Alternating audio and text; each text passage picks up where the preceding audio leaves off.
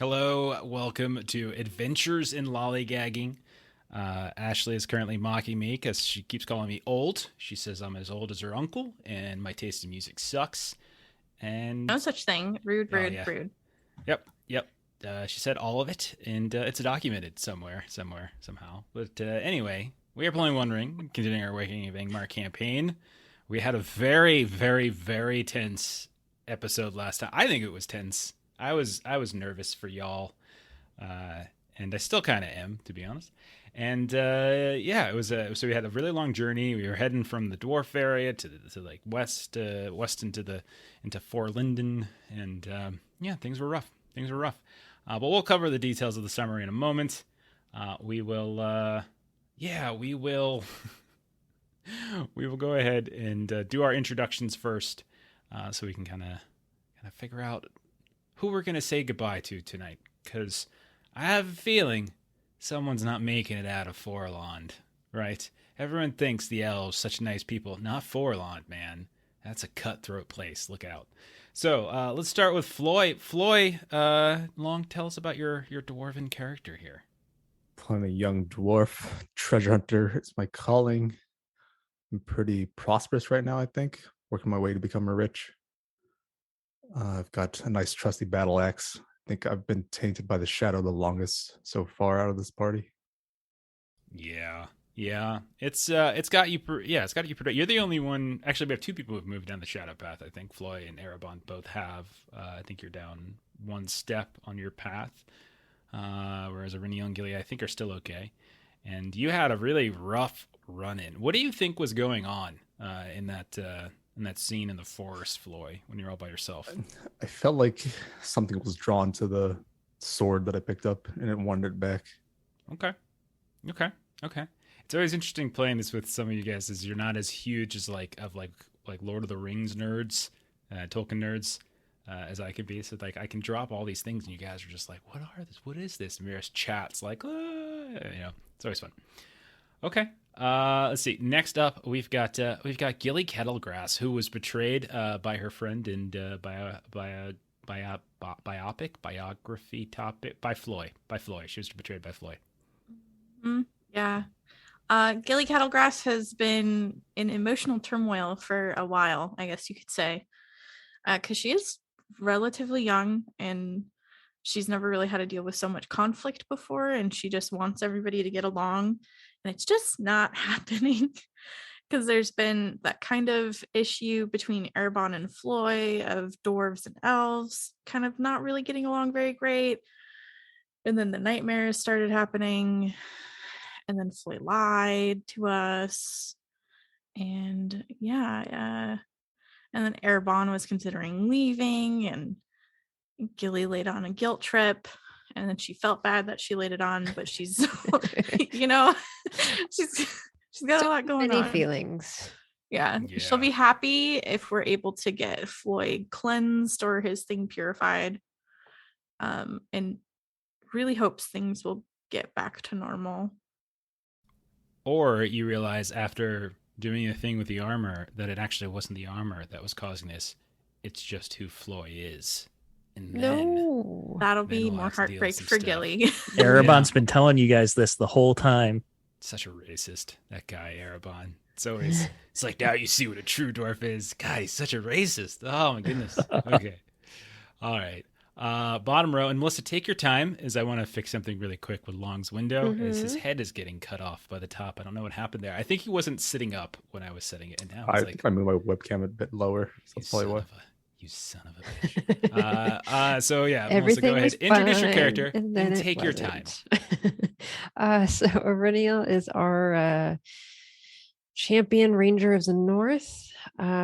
She, in case I haven't mentioned this before, doesn't take fatigue when we do journeys. So like everybody else was getting real tired during this journey last time, and not so much for Auriniel, because that's a new endurance of the ranger virtue picked up in a recent fellowship phase. It's not new. You've had it for like several episodes. Okay, you can quit rubbing it in. Like you can I mean, you can really stop. I gave you we're extra time not to like retread same old nonsense and make the rest of them feel better. But all right, whatever. Honestly, I'm a fan of this recurring joke. Let's keep it going. Can't wait till I kill your character off. It's great. And Aurenia has sort of had to watch from the outside and kind of see what steps needed to be taken when members of her party are being taken over by the shadow. So she kind of got to see the, with Maribem earlier, kind of like what could happen if Aurenia goes down her shadow path. Curse of That's true. vengeance takes That's true. over. Yeah, that's actually a really good point. We haven't really talked about Miriam. Been in a while. Ranger gone bad due to a tragic loss in her past. Floy is just going bad just because he's a greedy dwarf, right? That's all it is, right, Erebon? Just these freaking greedy dwarves out here. I've been just saying it stealing for all our so many money. episodes. It's so ridiculous. And then finally, we have the cowardly elf, Erebon. Steven, tell us about Erebon. Hello, everyone. I am Steven, and I am playing Erebon, the child of Eru, exile of Linden, warden of Eriador, drinker of water, and giver of gold. Am I missing one? I should add one more. I'll think of one later. What's it called? Abandoner of friends. I could say breaker of oaths. Chicken that, shit that of would Linden. I don't know. Something like that. Yeah. I'm playing warden, elf of Linden.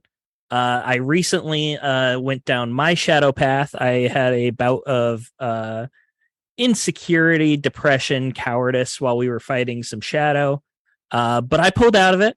I'm coming out stronger, and now I get to face the consequences of my actions. What was the flaw you pulled out of that?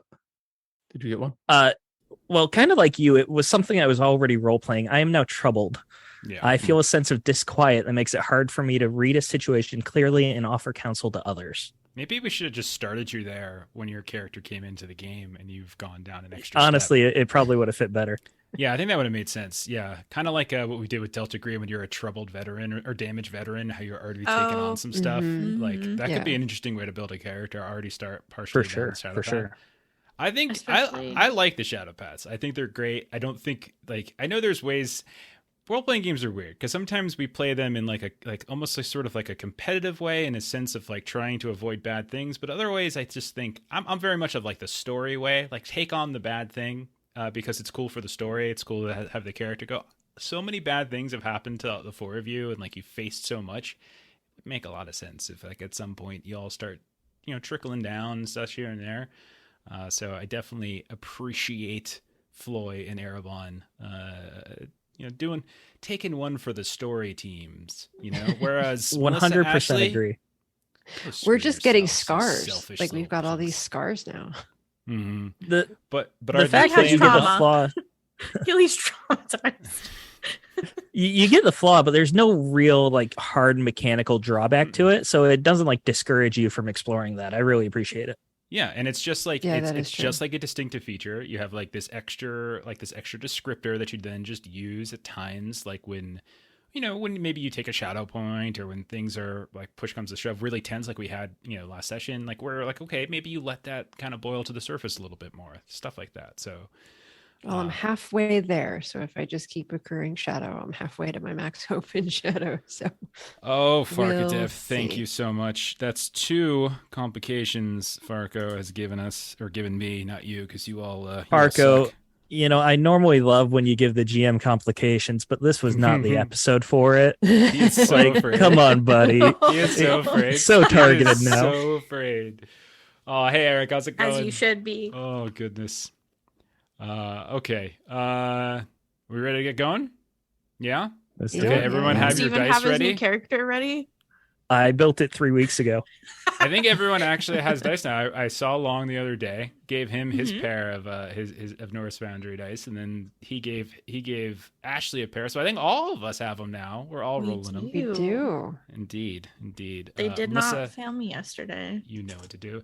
They I'm not gonna lie. They failed me a little bit. I could have killed Steven multiple times, and the D100s I were rolling, they rolled really high. Really but high. I got a couple hits on Derrick, so it You threw know- me you a almost bone killed towards me. the end. Yeah. The worst part about that is that we went a little bit late, and my dice were hot, your dice were cold, and I went to talk to my wife about it, and she was already asleep. Yeah. So I didn't Aw. even get to brag Aw. about how great it was. Good. I'm glad you had to sit and stew in it. No rolls on the screens are because we're rolling physical dice these days. That's what we switched on over. We got our friends at Norse Magic. Eric, you see in the chat, is kind of partnering up with us. So if you ever want to get your own pair of Norse Magic dice, head on over there on the old interwebs. You can enter in Lolly. You can get 10% off your order. But yeah, we just missed rolling physical dice, and we are now doing it again, and it's fun. It is so much fun. Yeah, it's gonna be fun. I can't wait to hear the edit of the mothership episode from last night because I was using a very heavy die, and I'm just curious how big the thump is on my mic. So I might have to resituate my mic a bit. So It also works because we've been dropping our backlog of One Ring episodes in podcast format, and so when we roll Oh, here physical we go. dice, we make sure to call everything out so Yes. everybody hears Yeah. everything, and it's not just on screen. it was totally tough to twist arms. Yeah, I was like, oh, okay. My arm is not even remotely twisted. All right, so let's dive in. Last session, you all began a new adventuring phase.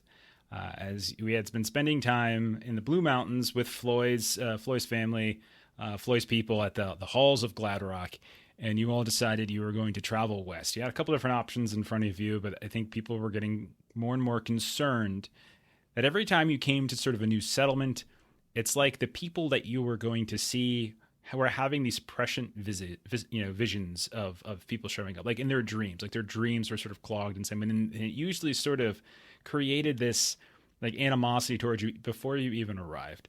And you've also noticed some problems with Floyd here and there, where he's been he's been sort of drawn to the darkness a little bit here and there. And so it looks like the priority is now to try to get Floyd, in his armor, which for a very long time had been presumed to be the source of some of the shadow problems. Now you traveled westward. You kind of skirted around the southern foothills of the Blue Mountains. You crossed over by the halls of Harmelt, friends that you had met in our previous adventuring phase. And then as you were coming down the western foothills, Auriniel and some others noticed that there were these tracts of forest that were in flame and smoke. So something was going on. And you decided to take a small detour and figure out exactly what was going on. You had heard rumors that there were goblins in these woods, and that those rumors turned out to be true. As you discovered, like there were some animals and stuff that had been attacked. You tried to help them, and as you were doing so, like these goblins came and attacked. Everyone kind of scattered at that point. Floyd started running. Gilly and Erebon tried to hide. Auriniel sort of tried to climb trees, but fell. And during like this sort of scattered moment, you managed to take down the goblins, but Floyd was separated. And Floyd had this strange interaction. Whether or not it was all in his head, whether or not it was actually there, it's kind of hard to say, as nobody else was witness to it, as a wraith of some kind with a massive flail peeled itself off, like a shadow, just peeled itself off this old, wiry, worn tree and attacked Floyd and tried to like rip from him the blade that Floyd had recovered in the forest north of Eskerdale several weeks back. A blade that we all know was it's a Morgul blade. You all managed to come across him after Floyd had basically gotten just tossed around like a sack of potatoes and such, and that's when it was revealed that he had been carrying that blade this whole time. He lied to you all. He said he didn't take it, etc., but it turns out he did. There was discussion over what to do with it. Auriniel eventually took it, and there was a very tense travel from the forests west of the Blue Mountain over to a river which I now know the name of. A few wonderful listeners came and gave me a couple options. Gelian Linduin, like is sort of one of the two, or hyphenated I've seen as well, so something like that. To a bridge that Erebon knows to kind of cross, and you did. And as you were sort of traveling down the southern, this river, following it down towards Forland, you kind of got the sense that you had eyes on you, right? Like you all kind of felt like you were being watched along the way. And finally, as you closed in upon what looked like the spires and the buildings of Forland, you saw an elf emerge from the river waters, having just recently swam. And we will pick up right there, right? So let's go ahead And let's get it started. What do I want to do? Let's do that one. So there you are. You look off, and in the distance, you can see what Erebon you would know as, like, they're sitting, so like you would know that Forlong kind of sits atop these granite cliffs, like the main area where people live. But there is lower levels down by the Gulf, and it's down there where you can find like the shipyards and things like that. But at the distance, you can see these kind of pale buildings, pristine, but also heavily contrasted with the storm on the horizon beyond, to the south, to the southwest as you look. And you see this figure emerge from the water. They kind of shift their heads to the left and to the right a bit, run their hand through their hair, and they're about 100 yards or so south of you. Do any of you want to do anything? I'll put my hood up. Okay. Anybody else? I'll go by. Hail, friend. Okay. So, Floy, you step forward. You say, "Hail, friend." And the figure kind of, you see them start to slowly but gracefully move up the embankment of the river until they're kind of up on the level that you are at. And you can see kind of water dripping down here and there, glistening sun off of it. And they look at you, and you can tell, male elf, probably, kind of, the hair you can't quite tell because it's wet, but has sort of this steely gray complexion. And they look at you. "Greetings, dwarf. Friend? We shall see. But for now, welcome. What brings you to these parts?" We're traveling to the nearby town in search for some knowledge. Ah, I see. You have others with you. I can see them, including the one who seeks to hide himself beneath that hood. Tell them, step forward. We have seen you for miles. There is no need to hide now. If we thought to turn you away, we would have done so long before now. And I'll wave them over. Renee will step out. Okay. I'll step out, but I'm still staying in the back. And so this figure kind of looks around at you and looks at everybody, kind of looks over. A dwarf, a Dunedain, a hobbit, and an elf. Free who hobbit. I stand corrected, little one. A Bree hobbit. I Thank have not visited that part of the world in quite some time.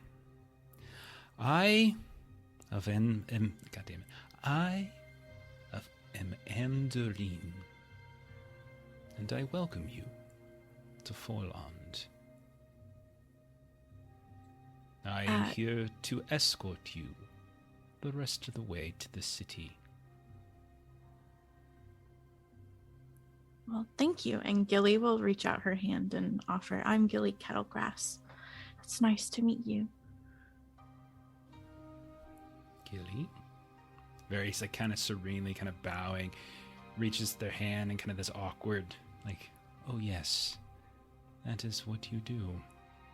Kind of grabs the hand in this sort of this gingerly manner. You can feel the wetness of the river water kind of still lingering on their skin.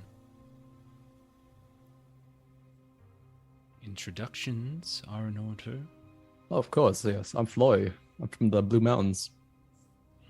Of course you are, Master Dwarf. Then they turn over towards Irinial at this point. Yes, I am Irinial of the North. Of the north. You have ranged far, I see. A curious tale I presume is awaiting us. If you have the time, I'm sure we can pass it with tales and song. We have been aware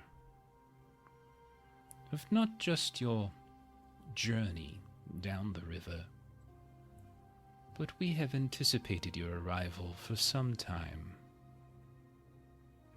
I would be curious to hear what tales you tell. And then they kind of turn over towards Erebon. And you, hidden behind the cowl, you seem most anxious of all. What is your name, brother? Erebon. From the east. See, like, an eyebrow, like a Spock eyebrow goes up. What a curious name. From the east. You certainly do not look like an elf of the forest of Mirkwood. No, in fact, you look like you could be from here. Another curious tale, I'm sure. Well, very talkative bunch you are. Well, Come. if you're done with your bath, you can lead the way. A bath. How very quaint. Come, we must hurry before the storms hit. We would not want to be caught out in the rain. It is the wet season, after all. We might actually want to spend some time in the river ourselves, but perhaps not when it is Would due you to rain now? shortly. And so they turn, and all of you with decent, awareness, we don't need a roll for it, but you see, suddenly slipping out from behind trees or brush nearby, you see a handful of others, many of whom are adorned in matching armor of some kind, weapons. Clearly they're guards, rangers, something like that. Like they're scouts, etc. And you see 5, 6, 7. And you realize they've likely been, sort of following you this whole time. Mm-hmm. And they start moving. This Amdarim starts moving, kind of steep, sticking fairly relatively close to the river. You can still hear the flowing waters, and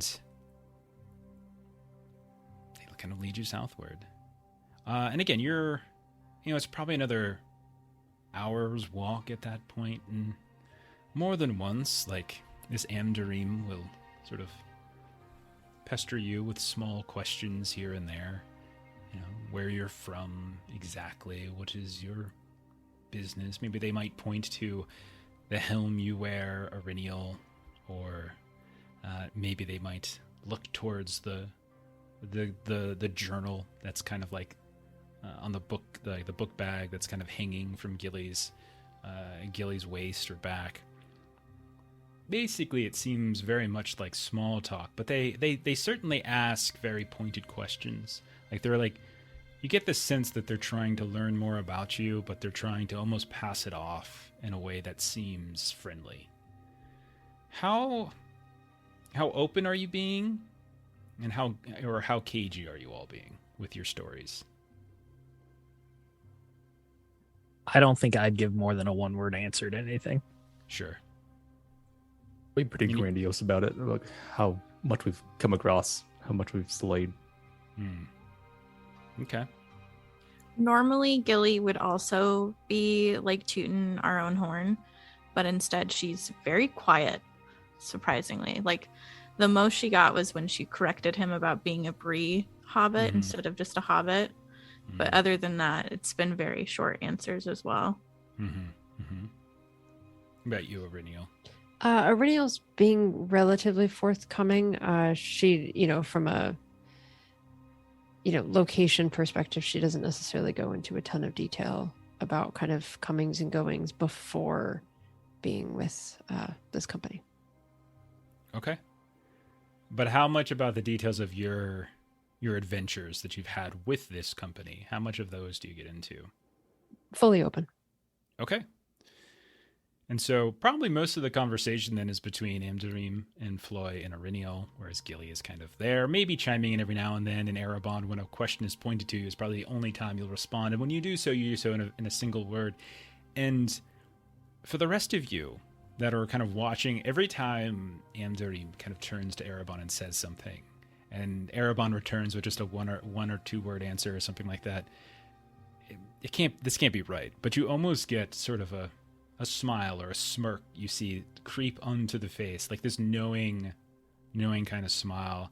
Erebon, I would say you're noticing this as well. Like you can see that they're maybe taking enjoyment in your discomfort to some degree, in a strange manner. But I don't know Amdarin, correct? You're unfamiliar with the name, with the face. No. Okay. By the time you get to the city, they have dried off at this point. No more dripping. Their hair, you can tell, is sort of a dark brown with sort of these hints of kind of a red, kind of just piercing through it. And so again, that the kind of gray complexion is now it's not so much the water that's reflecting the bits of sun that are left in the sky, but it's actually the skin itself. And it's at this point you can hear like the subtle rumble of thunder off in the distance. You can see lightning kind of flashing here and there. You see at a certain point, like Amdarim and some of the others kind of lift their head up and kind of look up at the sky, and a few droplets of water, like the precursors to the storm, begin to fall. And they all kind of seem to sort of serenely take this in. They lead you first away from the river, as the river begins to broaden, and then you can see it branches and splits. And there's these two very kind of wide and now somewhat rushing waters, not to the point where they're rapids, but you can tell that it sort of speeds up in some ways. And in Erebon, you would know that they go over cliffs, and that's likely what's happening. There's these waterfalls. And you can see that there's, in this, like most of the buildings that you saw at a distance seem to be built upon this kind of island in the middle of the river itself. And while there are other abodes and structures that seem to be not on the island, on the opposite sides of the rivers to the north and to the south, the majority seem to be on that island. And like the image shows, varying degrees of height, some spire-like, others rounded. Now that you're closer, you almost smell kind of salt air at this point. You see, as they're leading you through what looks like these very beautiful gates that are made of stone, but you can tell that they're likely not closed too frequently. They seem open.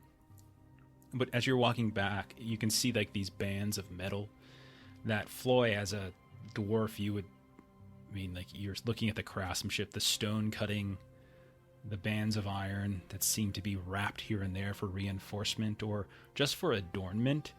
These patinaed portions that give it a weathered look, but somehow it creates this sense of balance between looking of age, but looking like with depth. Like this is not a ruin, but at the same time, it is not like fresh construction. This has like there's an age to this city that you can immediately feel as you pass through these gates. Looking around, you can tell that there are dotting this sort of cobblestone walkway here and there, which seem to be of the same kind of light gray, almost white stone that many of the buildings and the structures are built. You can see all of these different statues here and there, some outside of buildings, some flanking the walkways. You hear the sounds of like distant crafts, and as you pass by, you can see this whole crafters row where there's blacksmiths and stone cutters and sculptors and all sorts of things that seem to be working. You see like birds kind of moving from one, rooftop to the other, sweeping down and around. Occasionally you pass by someone on the street, but more often than not, everyone seems to be kind of attending to something. They seem to be leading you somewhere.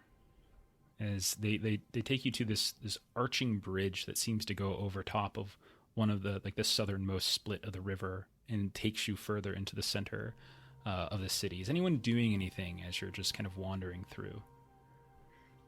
Knowing that Gilly has sort of been a little bit quieter, Aurenial would kind of fall back a little bit toward Gilly and just kind of gesture with her arms to kind of these buildings and this view with the water, and just say, this is quite impressive. I look forward to maybe some sketches that you might have later. Different than what we've been seeing of late. And Gilly is just like observing everything, kind of like, oh yeah, these are opportunities. Mm-hmm. But she'll also call out, and, do you often give your visitors escorts? We do not receive visitors all that frequently. It is what we prefer. Why Not is many, well, not many from your area of the world journey westward. Occasionally, you may receive emissaries and merchants from the Blue Mountains still. And certainly we receive our own kind from the Grey Havens or Harlan when messages need to be sent. But no, we do not receive them frequently. Your home You is are- beautiful. Thank you, little one. I have heard that you yourself are an artist, I hear. Yeah, I wouldn't go that far, but I do like to document. I'm a scholar. Why would you not want to go that far? Why do you shame yourself?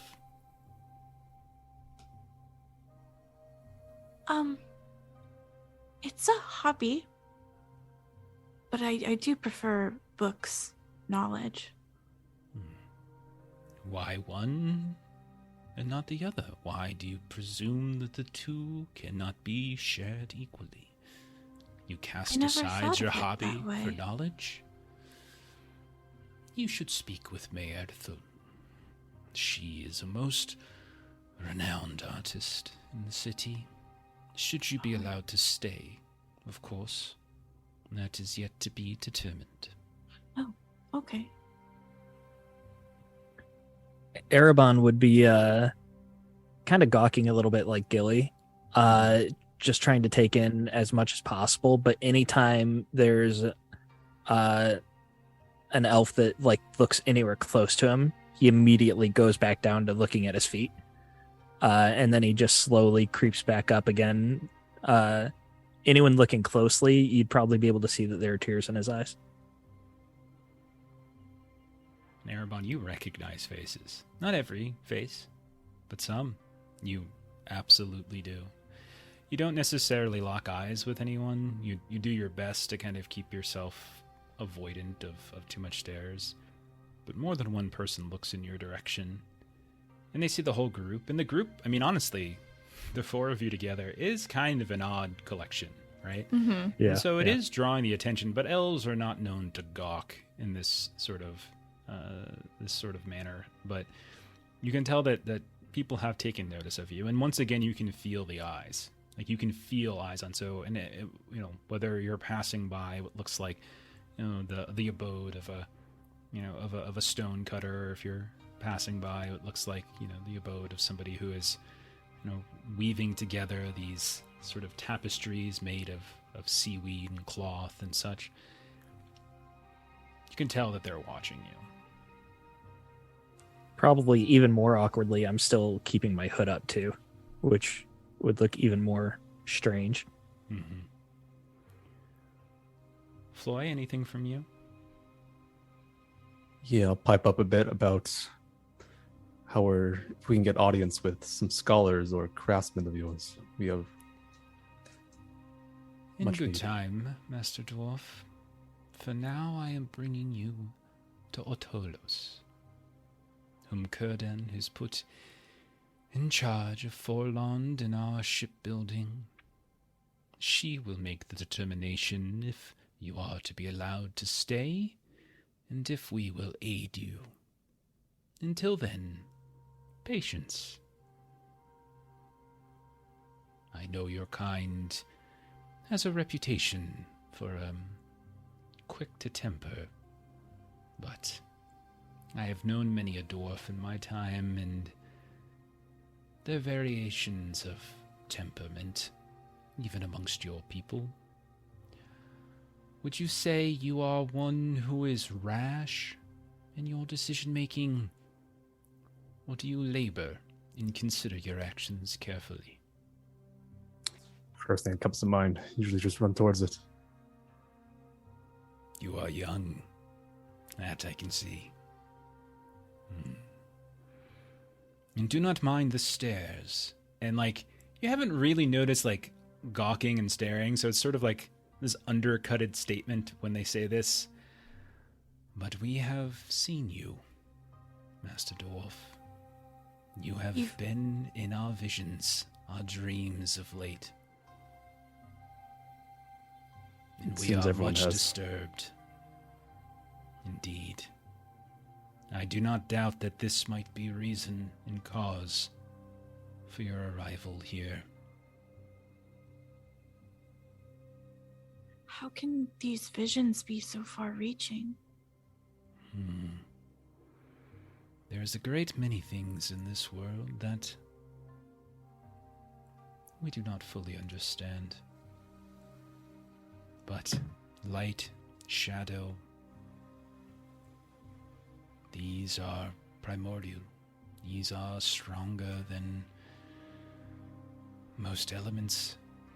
And I am saddened to say that your friend, Master Dwarf Floy, has been wrapped tightly in shadow.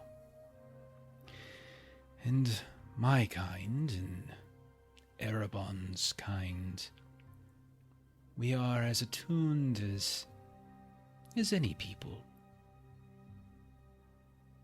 We see things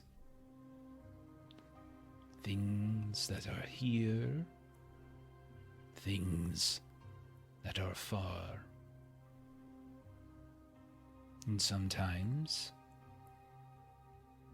those that are distant come closer, and we might get greater clarity. And that is why we will speak with Lady Ortolos. For clarity, are you a harbinger of some great evil amassing? Or are you merely unfortunate, unlucky? That we will determine. I will caution you to speak honestly and openly, for Ortolos has a way of seeing to the truth, even if you would try to obscure it. And you can see, those of you with decent personality skills, just the ever so slight shift of the face towards Erebon as Amarim says that.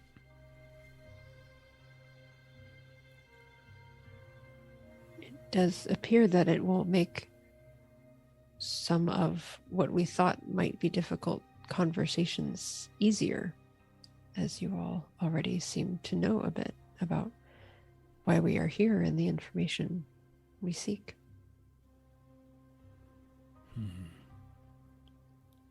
We do not, in fact. We merely know that preceding your arrival for some time now, I would imagine when you set out from the Blue Mountains, we have seen images in our dreams that many here would choose and prefer never to see. Images of our ancestors at war with his ancestors. Violence of a kind that we would prefer to never experience again. Many here are awaiting their time to journey west. Many here have their own histories of war and strife that they seek to not forget, but come to peace with. You will see it if you are allowed to journey around the city. And the sculpting, and the tapestries, and the painting. Elves are cursed in our own way, both a gift and a curse, a memory, unerring. But I am getting ahead of myself. I do believe, and Aurenial does not move her head in any way to gesture toward Erebon, but Aurenial kind of looks right, just straight ahead and says, I do believe that I might have some recent knowledge of this burden that you all seem to carry. Eyes kind of narrow. Do you? And their eyes drift up to the helm. That is an exquisite helmet that adorns your head, Ranger. You wear it well. I am trying to do right by it. Yes. Yes. I believe you. He kind of leans in close. I did not meet the one who likely wore that helm, but I met others who carried a similar sigil on their cloaks and on their armors and the clasps that kept their tunics intact. A remnant of a time in which your people were aspirational. It saddens us to see how far you have fallen. Perhaps this is the bottom and you will now journey back upward. Perhaps you will fade, as my kind will soon fade as well. And Aurenial's jaw was sort of setting as he was earlier in that statement, but she sort of relaxes. At this point, you are standing in front of what looks like a very tall spire.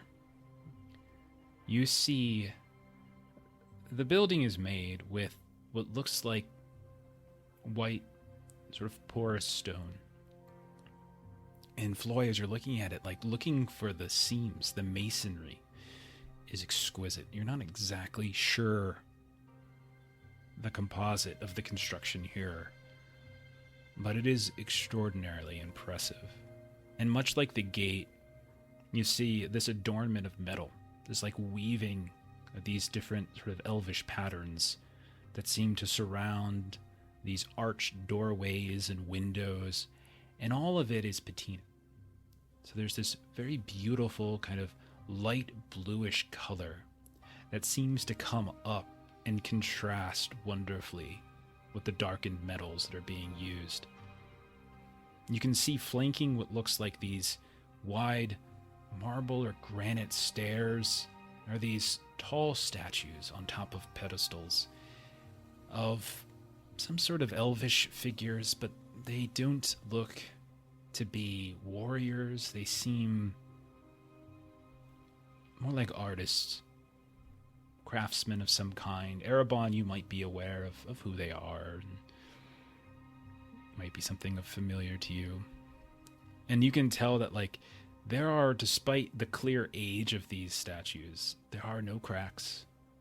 There is discoloration here and there, where the marble and the The stone has kind of weathered underneath the rain and the sun, but none of it seems on the verge of ruin.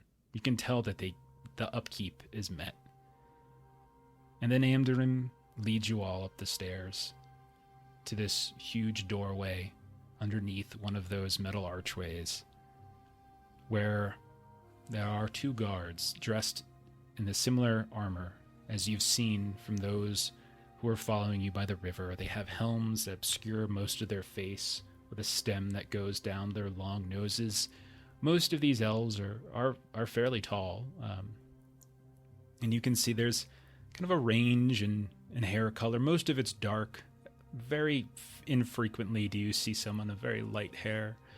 You see, as you're passing by and looking at some of these guards and going through the halls now, you see a few that are kind of pale skin tones, others that are far darker.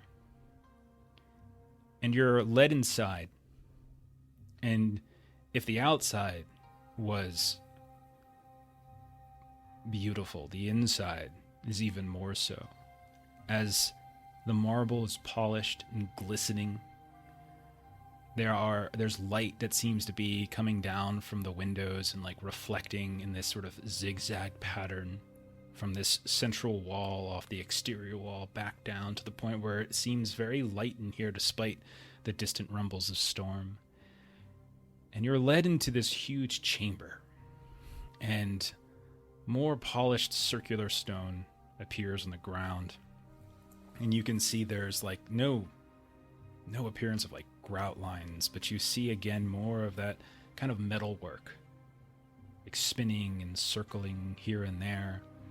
You see that there are these almost like pedestals of like bird pools almost, even though there are no animals in here, and you can get the sense of like salt water as they kind of pass by them here and there.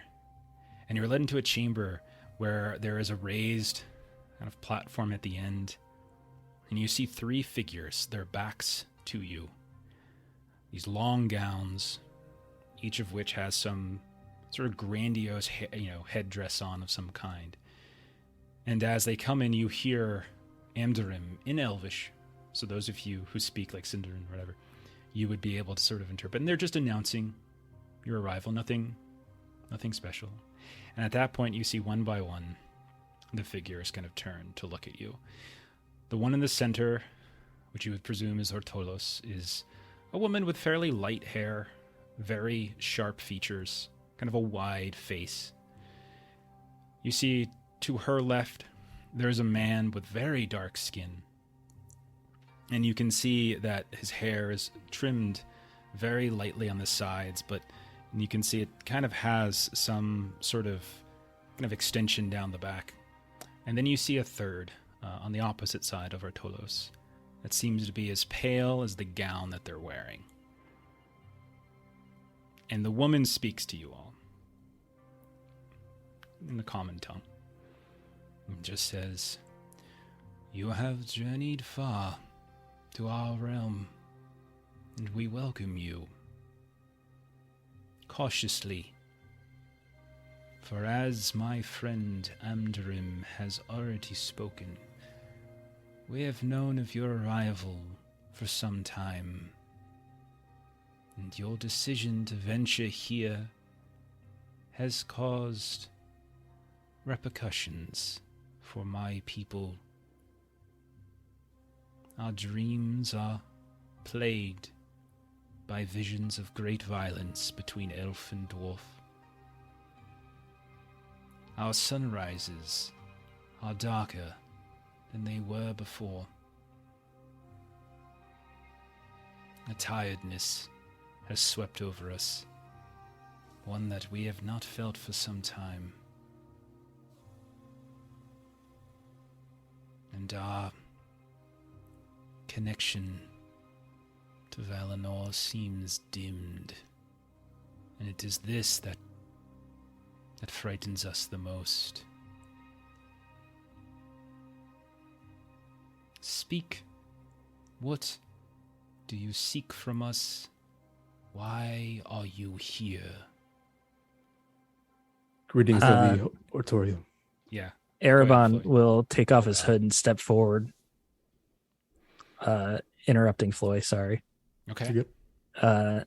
He would then get on a knee, say, "My lady, I apologize for my arrival, for my presence.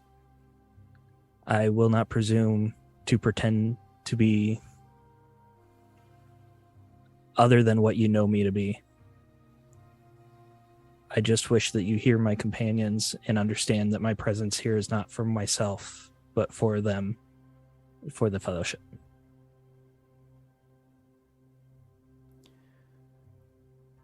She looks at you, and you can tell there's like a sadness in her face as she looks down. But as she's watching you, her eyes drift upward and beyond to the other side of the chamber. And those of you that are still standing, that aren't kneeling like Erebon, you turn to look, and you see on the opposite side of this circular chamber, there are guards that are just quietly at their station. You see one of them step forward. You hear like the echoing of their boots ever so faintly. It's so quiet in here. You see them reach up. They have kind of tucked their weapon. This is a long, like grandiose spear kind of in the nook of their arm. And they pull off their helm. And you see it's not an aged elf, obviously, but it is one that has suffered some scarring. You can tell just by looking at them that they've had wounds to their face, even to their hands as they kind of reach up. And Erebon, when you look around, you see your friend, well, old friend, Balavan. And you can tell just by looking at him that unlike Ortolos, who seems to have sympathy, and unlike Amdarim, who is taking this sort of perverse humor in it, you look at Balavan, and there is anger there.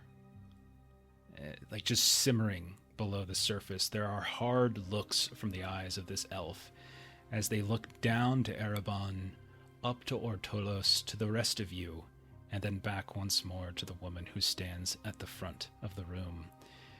And he says,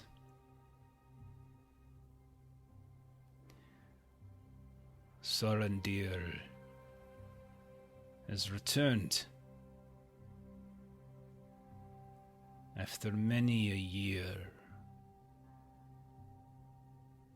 after many have shed their blood, after many have fought the evils of this land. He fled. He abandoned us. And he returns now to beg our assistance. And he brings with him a dwarf." And there's like you can tell just saying that word kind of bothers him. A dwarf and a human. Those who have let the shadow right to our doorsteps. I beseech you, my lady, do not let these figures tarry any longer, for they will bring sadness and destruction here. You know what we have seen. You know what they bring. And that is all I will say." And you see him just put the helmet back on, take the spear kind of out of the nook of their armpit, turn, and again the very quiet echoes of the footsteps back to their position, turning around and facing the room. Does anyone do anything? Erebon upon seeing Balavan the first time, would have immediately forgotten where he was, what the circumstances are, would have stood up and started to rush towards him until being cowed by the look and the harsh words. Mm-hmm. And he would just stand and stare. And you all have seen Erebon sad before, but this is, he's broken. Tears are streaming down, and he's doing his best to maintain the calm exterior expected of an elf, but you can tell that he's just broken inside and just silently staring at Balavan. Even as he turns away, he's still despondently staring. Is anybody else doing anything in addition to this, especially as you see Erebon, kind of this reaction? I'd say as Balavan kind of turns back and his communication seems to be over, Aurenia will go over to Erebon and just kind of put her hand on his shoulder and kind of bring him back into kind of the line that I imagine that we're all sort of standing in, and kind of face forward again, and just sort of keep her hand on his shoulder. Floy, Gilly, before I get into the mechanics of something, go ahead and, if there's something you're doing.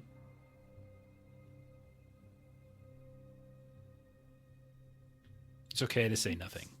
There's no... That's not fine. obligated to do Let him have his word. Yeah. Erebon, go ahead and roll a courtesy roll. And I'm going to treat this like your introduction roll to a council. You're going to do so at a minus... So good at least. You're going to do so at a -2. 1 for Floy. -2. So how do I roll -2d6? Okay, so...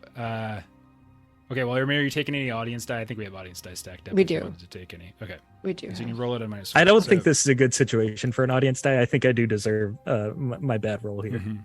Well, part of it is just like the same thing that's been happening over and over again. Mechanically, the curse is like -1 towards councils and things like Yeah. that, right? Mhm. And Yeah. Because they see what's happening as Floy comes. Yeah. But And I other think thing when with we take -1 is the battle. audience, and I think when Yeah. we take the audience dice, we're kind of describing like what we're doing to get an advantage Mhm. with the dice. So go ahead and roll. Let me remind myself. There is a way for the negative dice to work, but we haven't done it in so long that I forget. But if you want to roll, go ahead and do that while I look it up really fast. I got a 2. Okay. Well, there's basically no way you were going to pass then, I'd assume, right? I needed an 18. Yeah. Okay.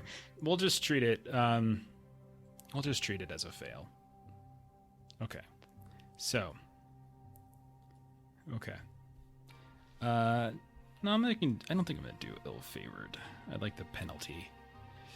Okay. So. You're simply asking them for help. You don't necessarily bring them anything in return. You're just asking, like, you're going to benefit more than them. Is sort of the idea. So I think this is a bold request. I think this is middle. It's not outrageous. It's simple help, etc. So I'm going to set the resistance at 6 as we're going to delve into a council. And I think in terms of how long with the failure,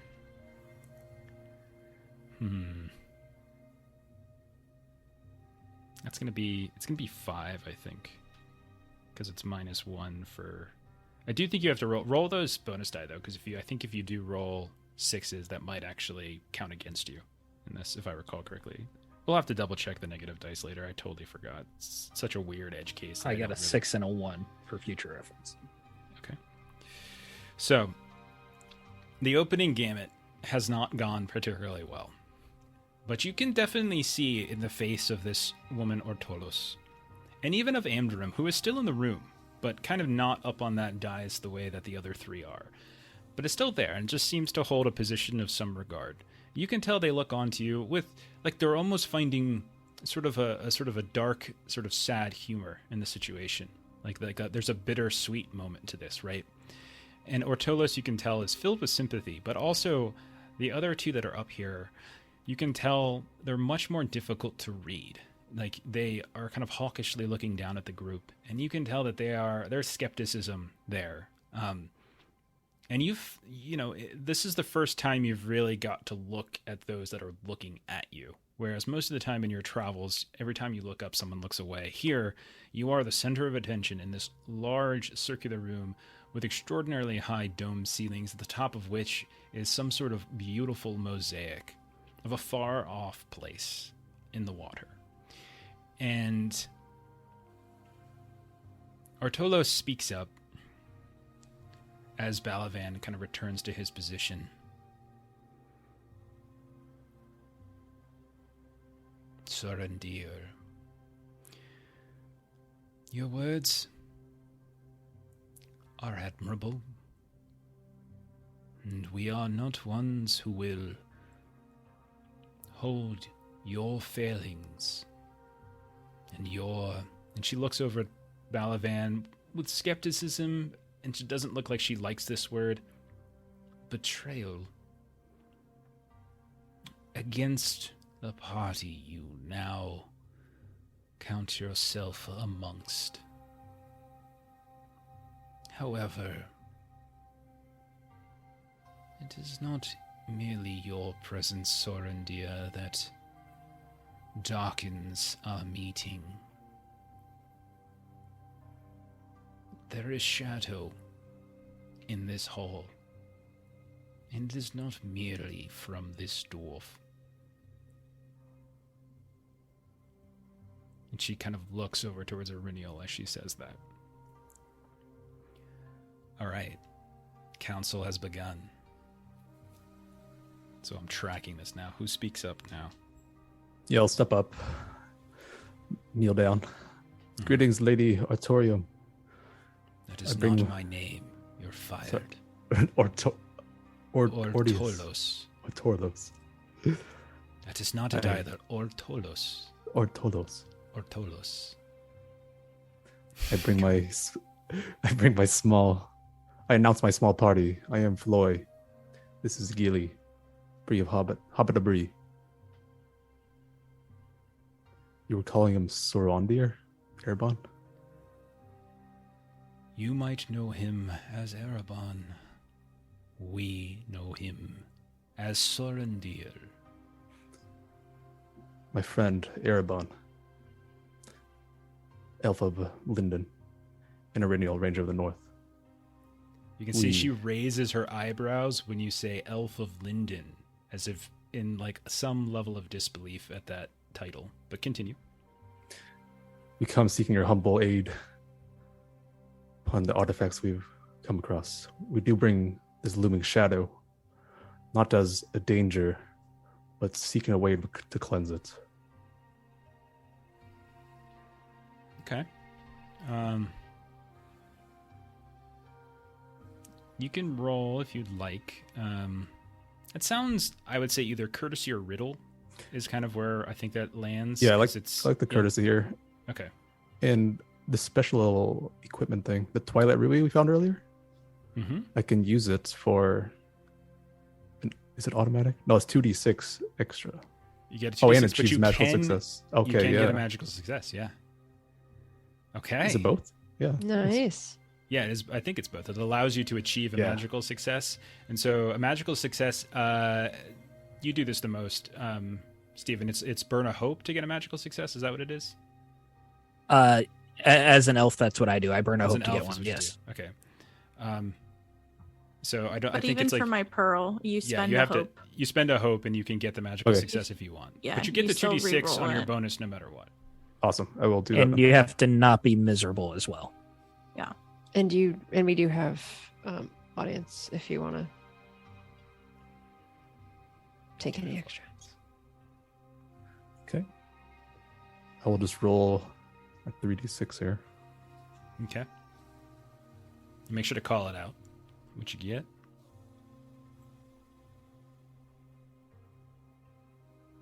$17, just success. I got a 6 as well, so great success. And you're burned a hope as well to get Burned a hope as well, success? Yeah. That's 3 successes on this. Okay. You have... Well, he's carrying us. Okay. She looks down at you and she, like, with like you can tell that the sort of the surprise from the mention of Elf of Linden fades, and you can see a moment of genuine surprise, but in sort of a positive way. And she looks down. You speak well, Master Dwarf. Our peoples have a complicated past. One filled with friendship, but one also filled with animosity and betrayal. There are not many who have lived as long as I,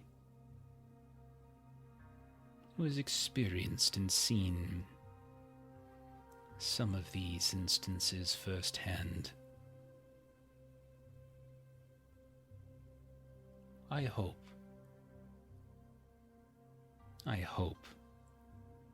that you speak with truth and kindness, and that what you bring to us now is not merely packaged words. Kindness is sincerity, and not merely a means to an end.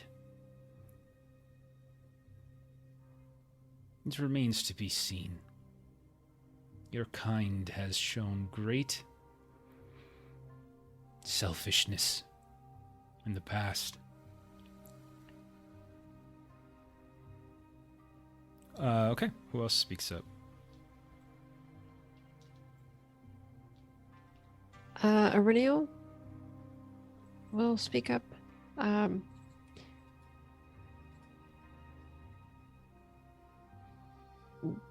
I'll kind of do the roll and then kind of RP it from there. I'm Whatever you thinking prefer.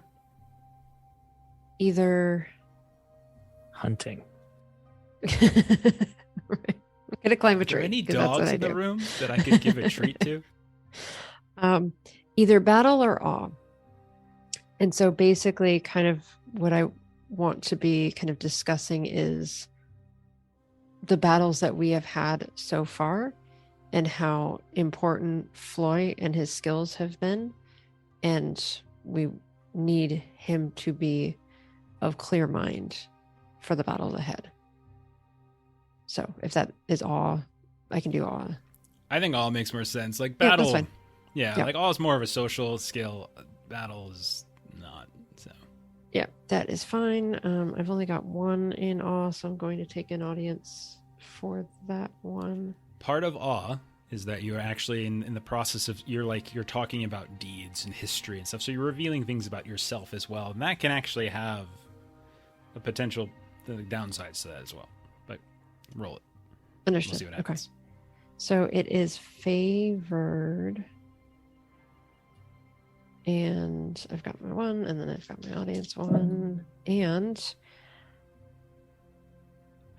I rolled both a Gandalf and a Sauron. And so that is an automatic success because of the Gandalf. And Any that ends up other being a sixes? total of no. Okay. Well, it's on a mix is all we need to know whether there is another Yeah. 6. So you got 1 success. Okay. Yep, just one. Okay. So what is it you say? So I'll sort of be looking at Gilly because like I've seen her kind of notes about the fights that we've had. And so I'm almost doing sort of like a dramatic like recall of kind of how she's discussed some of the battles that we've had. So when Floy like jumped out of a tree onto a troll and, just really kind of playing up all of the exploits, maybe even kind of including a little bit of no, I'll leave that for somebody else. Just kind of going through just kind of a very dramatic description of the battles that we fought so far and that we will have such battles ahead, and he is much needed. And she listens attentively, and she hears your story and the rest as well. Very impressive. Your feats, your deeds. I will admit that the quickness with which you dole out death is alarming. But perhaps there was no other action. Perhaps there is no other course. But you are not in the wild. Yeah. You are not on the slopes of Mount Gram. You are not on the ruins of Lake Evendim, of Nenueal. You are within a settlement of the elves of Linden. And your battle prowess, well, it will make for a fantastic story, I have no doubt. But tales of slaughter, after what we have dreamed, do you think that this is going to convince us that you are more than violent, impetuous young fools? She doesn't say it like rudely, but just sort of like in a... She's certainly it's condescending, like in a way, you know. But like you've mentioned these dreams of violence, and you regale them with these accounts of violence, and it seems to... She's unconvinced by it. Gilly or Erebon, do you speak up? Gilly, you can go first. Yeah. I'm not crying, you're crying. Gilly will probably nod it's true, we're young and probably foolish, especially to someone with so much more world experience than us. But and I want to do I don't know if you'd consider it courtesy or insight or something or what, I don't know. But Gilly's gonna be pretty blunt and just kind of lay our cards on the table about what we're here for. And kind of take on to Balavan as and if it would ease you, the sooner our task can be completed, the sooner we can head north and be out of your hair, kind of thing. I think persuade is probably... Persuade? Yeah, it seems to make the most like what you're trying to do. Like you said, lay your cards on the table, just be straightforward, just saying what it is you need, and that kind of thing. Yeah, persuade. Could I spend a hope and tap into my being true-hearted kind of thing? Because Gilly's just being honest and just laying it all out. Sure.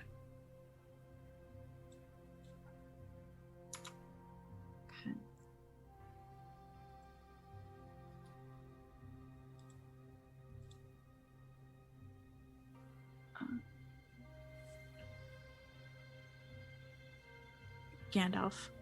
Roll a Auto Gandalf. success. Okay. And one success? Just one. Okay. All right. She looks to you, smile creeping to the edges of her mouth as you speak. Well, Madam Bree Hobbit, you speak direct and you speak true. We thank you for not wasting our time. But it seems that you have brought to us trouble and shadow. That which you have taken upon yourselves, based upon your actions and your greed. She looks at Floy at that last part. And you would come to us for our guidance and our actions. You would bring to our doorsteps the same shadow, the same trouble.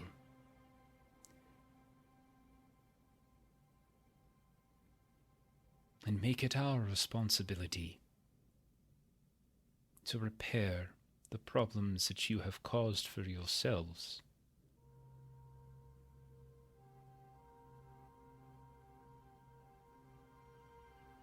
It seems almost as if you hold us hostage, Bree Hobbit. Threatening to stay amongst our people, endangering our dreams and our welfare until we break down and lend you aid. That does not seem like the actions of a friend.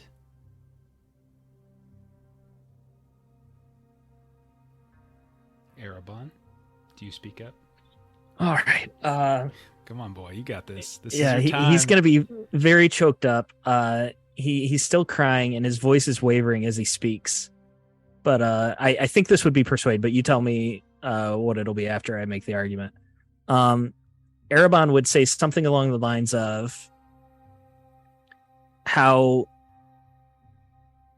he knows from experience that taking the action that seems to protect yourself can cause 1,000 years of sorrow when helping the person next to you, or think of how helping the person next to you could cause 1,000 years of joy. I guess the opposite. It could benefit someone for 1,000 years is what I'm trying to say. Take a bonus stat. Would that be persuade? Yeah, that'd be persuade. Or if you wanted, I think you can make a case that that's also maybe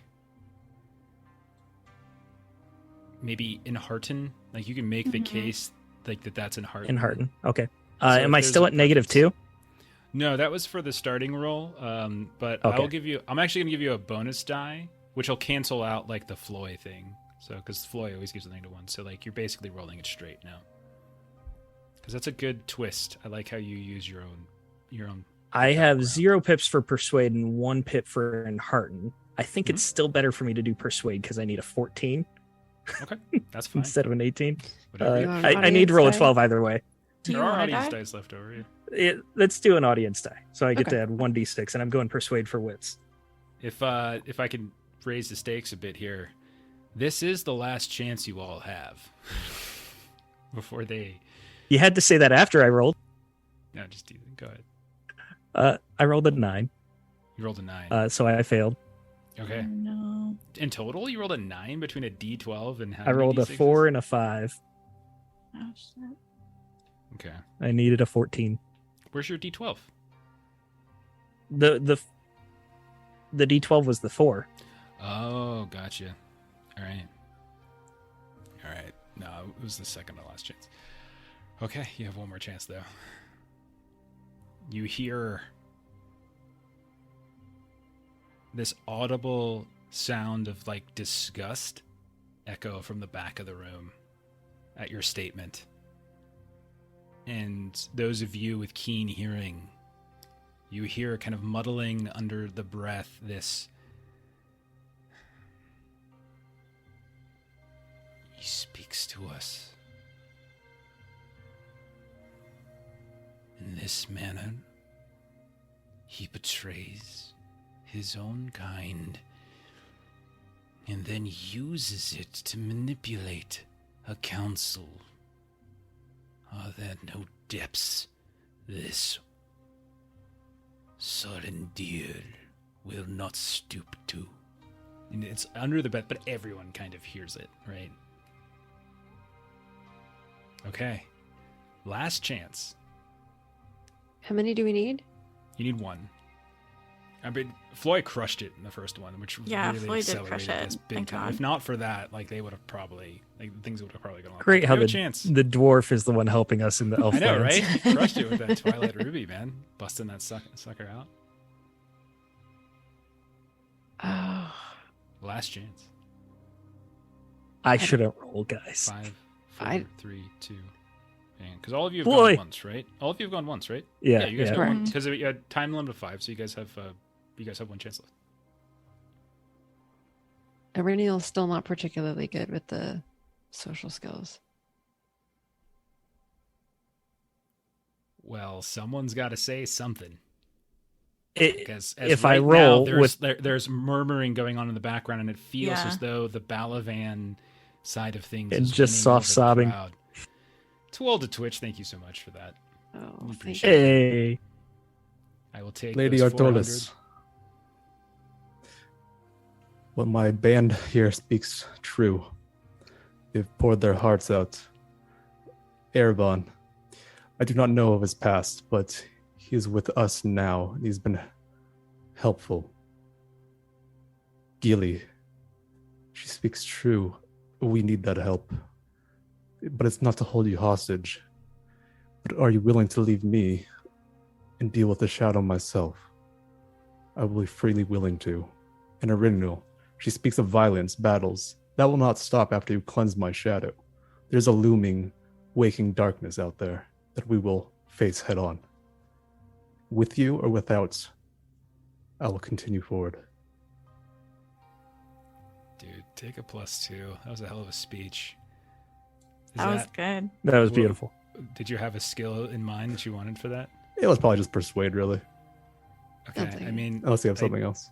I mean, Kind of awe too. yeah, that's what I was thinking too. Like Yeah. it was less about like your deeds, but like you're almost kind of, shaming, talking about these other battles and battles to come. Like whatever works better for you is fine. But take a +2, man, which All right, means all you'll sounds take pretty good. the net will be a +1 because of your ongoing penalty. I got 46, so it's pretty good. Oh God, here we go. He just said it. All ones.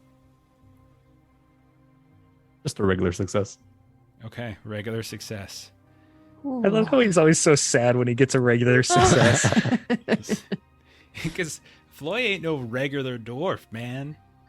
He doesn't roll unless he's going to knock it out of the park. Yeah. I don't get up unless I'm exceptional.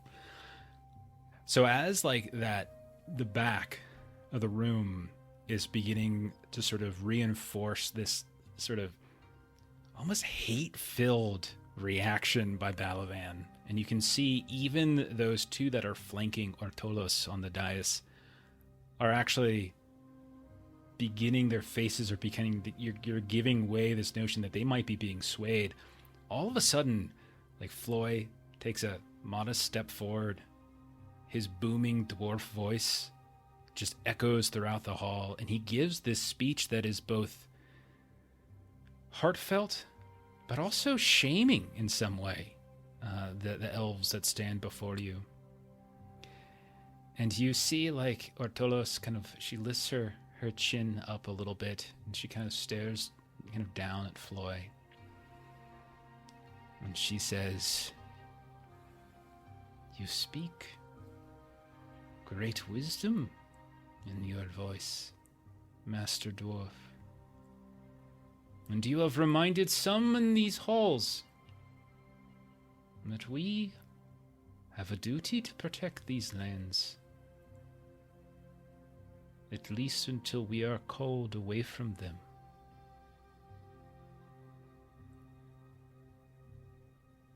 We will help you. You are welcome here."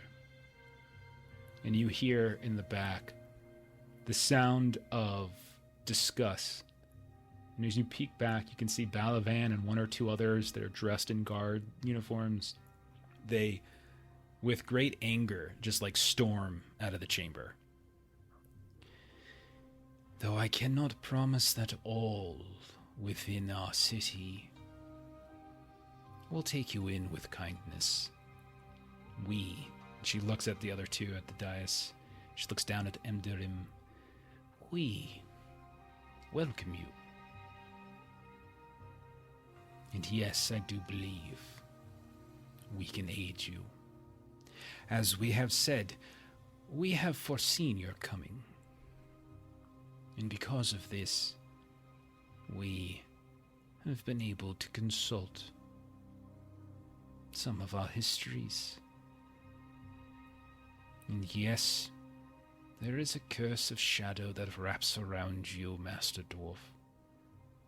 Or more specifically, around that which you adorn yourself with.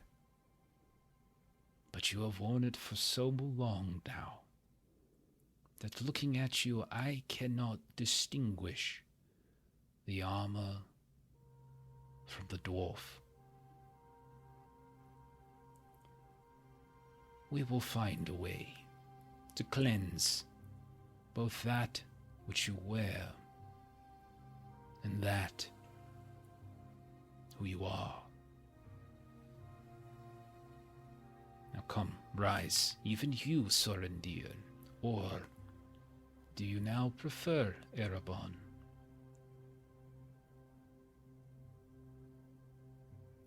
Whatever you wish. No. You cannot absolve yourself any longer of choice and responsibility. Make a choice. Who are you now? And who will you be? Erebon or Sorendir? I wish to be Sorendir, but I don't know if I can. Don't be silly. If that's who you are, then that's who you are. Sure, you were mournful as Erebon. Lay that to rest. You've punished yourself enough.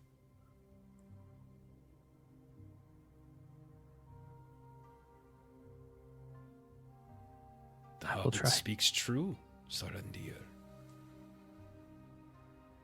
I will try. You can see she kind of shakes her head kind of sadly at kind of the weak response. It is not my or Balavan's duty to forgive you, Sorendir. It is your duty to forgive yourself. You made a choice, and you are not the only elf who turned away from violence and war, and there is no dishonor in doing so. You have found new friends and allies, and you have atoned in some way. You have found your own battle. The war, Fornost, with the men of Arthur Dane and Arnor. Perhaps that was not your battle, and yours is yet to come. But you should do so with a full heart, not with doubt. Rise, for you are an elf of Linden. Behave as such.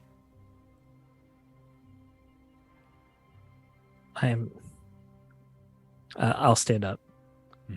I'm just so weary. I don't know if I can continue on. Do you feel the pull of Valinor? You are young still. I don't feel the call. I'm scared of the call. And I'm so tired of being scared.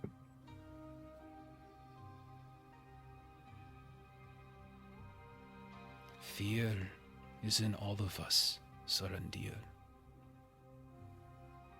Your friends fear every day, as do I. The problem is when we allow fear to overtake the rest of our senses, to influence our choices,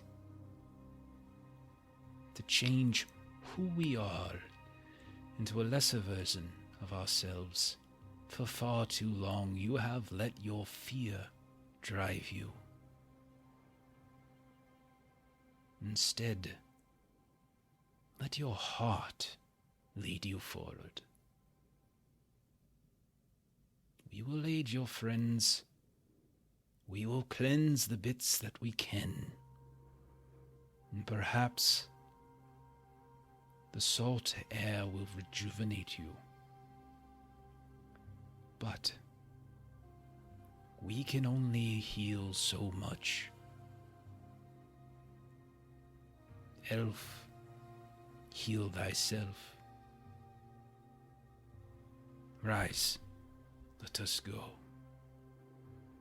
We shall find refreshments for your friends, rooms where you might rest. You have had a long journey, and the storms are about to land on the shores. We will discuss in the morrow how we will cleanse your dwarfish friend of his ill and greedy choices. Thank you. Thank you. She kind of leads the council out. The Amdarim stays around and kind of seems to be sort of your guide, and he kind of leads you back out of this large hall, through the streets once more, which are now covered in rain and wetness, but is not less beautiful. You see crackling of lightning in the sky, the dark clouds. You see lights that are flickering in these tall spires that do what you would imagine lighthouses and such to do. Like, just could probably be seen for miles and miles, and with the elevation from the cliffs even more so. You see elves kind of scurrying about, ensuring that their workshops and tools are properly covered and they're not left out in the rain. And eventually, Amdarim leads you to another hall, smaller, but no less beautiful.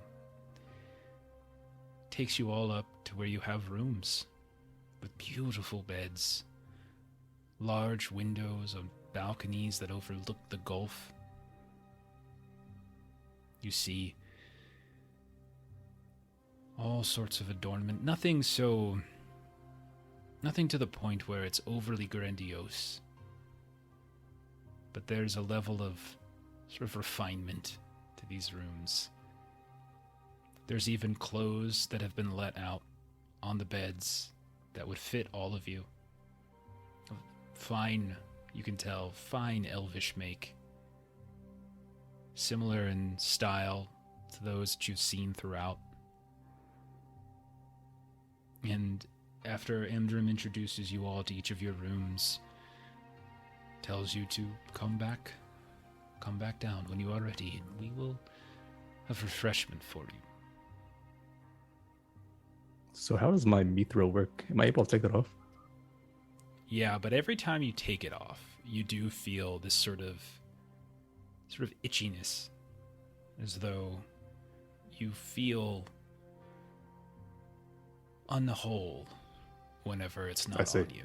You know. I'll just quickly change and put it back on then. Okay, you can put it on and then put the clothes over top of it. That kind of thing. You can kind of take some of the pauldrons and things off, but leave the basic piece. Okay. You all go down to the main floor at some point. Does anyone do something else? Gilly will definitely check in on Sorendir. You would find him looking very comfortable in fresh clothing.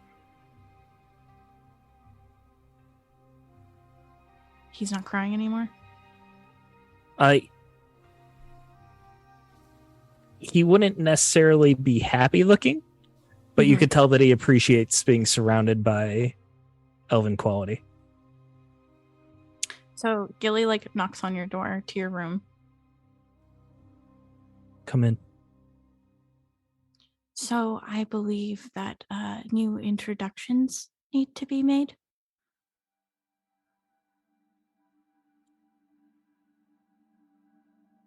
Apologies. have carried the name Erebon for some time. You don't need to apologize. Don't be silly. Anyways, let's get the formalities out of the way. Soren, dear, and she'll reach out her hand to shake yours. It's a pleasure to meet you. Elves have 3 Take my names in hand. their lives. Oh, I'll take your hand. thank you. When we were born, we are given our father name. When we were children, we are given our mother name, which was Sorendir. I lost my mother name, and I took my after name, Erebon. Oh. Do you still have family here in London? My family is in London, not here. Okay. Do you endeavor to meet them soon? You said you were tired. That is not something I even considered possible until moments ago. I do not even know. No, I do not desire that. Okay. Well, enough heavy topics for today. Should we eat? I'm starving. We missed a meal while we were in council, and I would really like to go eat something. Yes, I will follow you shortly. You go ahead. Okay. Jeff, how closely are we being watched here? At this point, you don't think you are. I would try to ask the nearest elf directions to Balavan's room, or quarters, or home. Roll a persuasion test. I'm so good at these. You would imagine word of this situation has spread, and you are not unknown now, Sorendir. Sorendir. I like saying that. Would you like an audience dice? No, I'm good without my audience dice and a failure of 8 out of 14.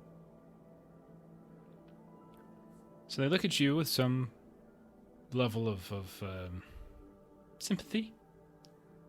And they say, I am sorry, Sorendir.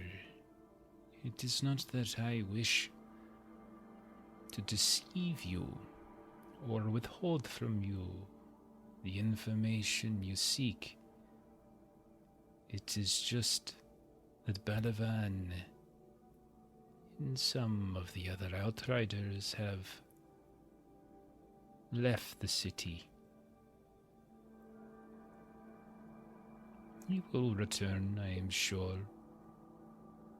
But he left with some anger and frustration. And he brings many in his guard with him. There are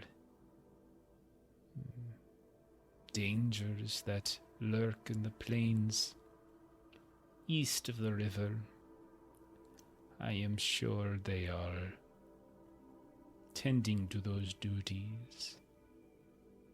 And the rain is more dangerous, but I am sure he will return. What danger lies to the east? There have been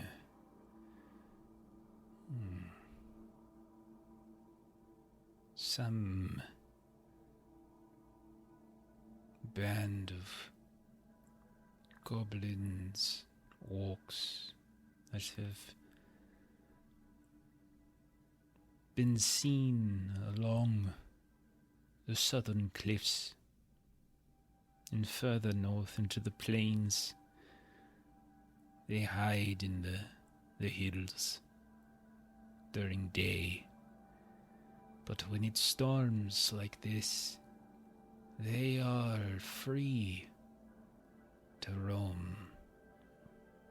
It is likely why Balavan is used this time to go hunting.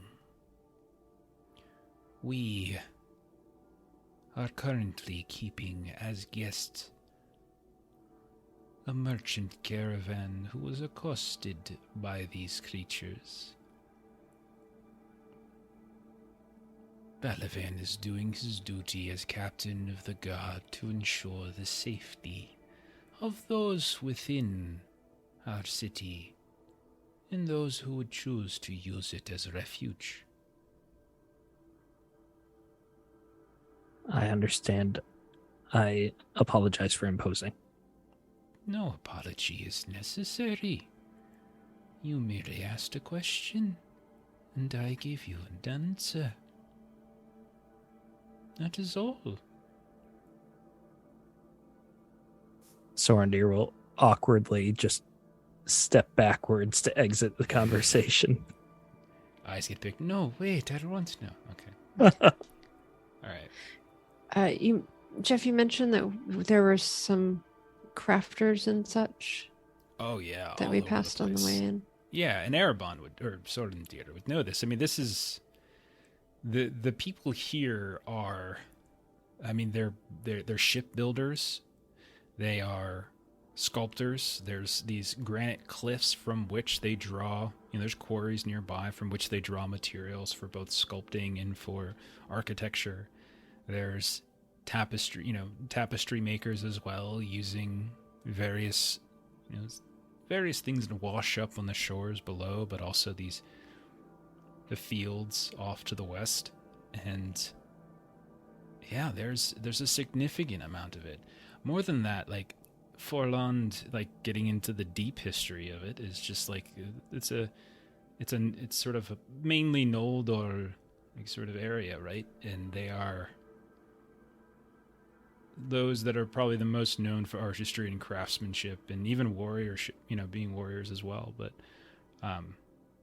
that definitely seemed to be the feel you got as you move through. This is a place for those who craft. But it is storming. I was trying to get the music, the ambiance going for it, but it's just not working for me. All I get is the sounds. But it is storming right now. It's like there's a horrible thunderstorm that is occurring now. And Aurenial is not used to being sans cloak in a rainstorm, and so she is seeking a merchant to see if she can obtain a new cloak. Okay. All right. It's not that kind of city where you kind of just go and give credits and things like this. This is an elvish city. So you're free to roam if you wish. When you come down from your room, you do see that there is a hall with refreshment that has been laid out. You can tell it looks like foods from the sea. Mostly you don't really see any actual fish or meat or anything like that, but you see what look like sort of fruits and vegetables and seaweed salads and things like that. And you're kind of beckoned over when you come down from your room. But you can choose to leave if you wish.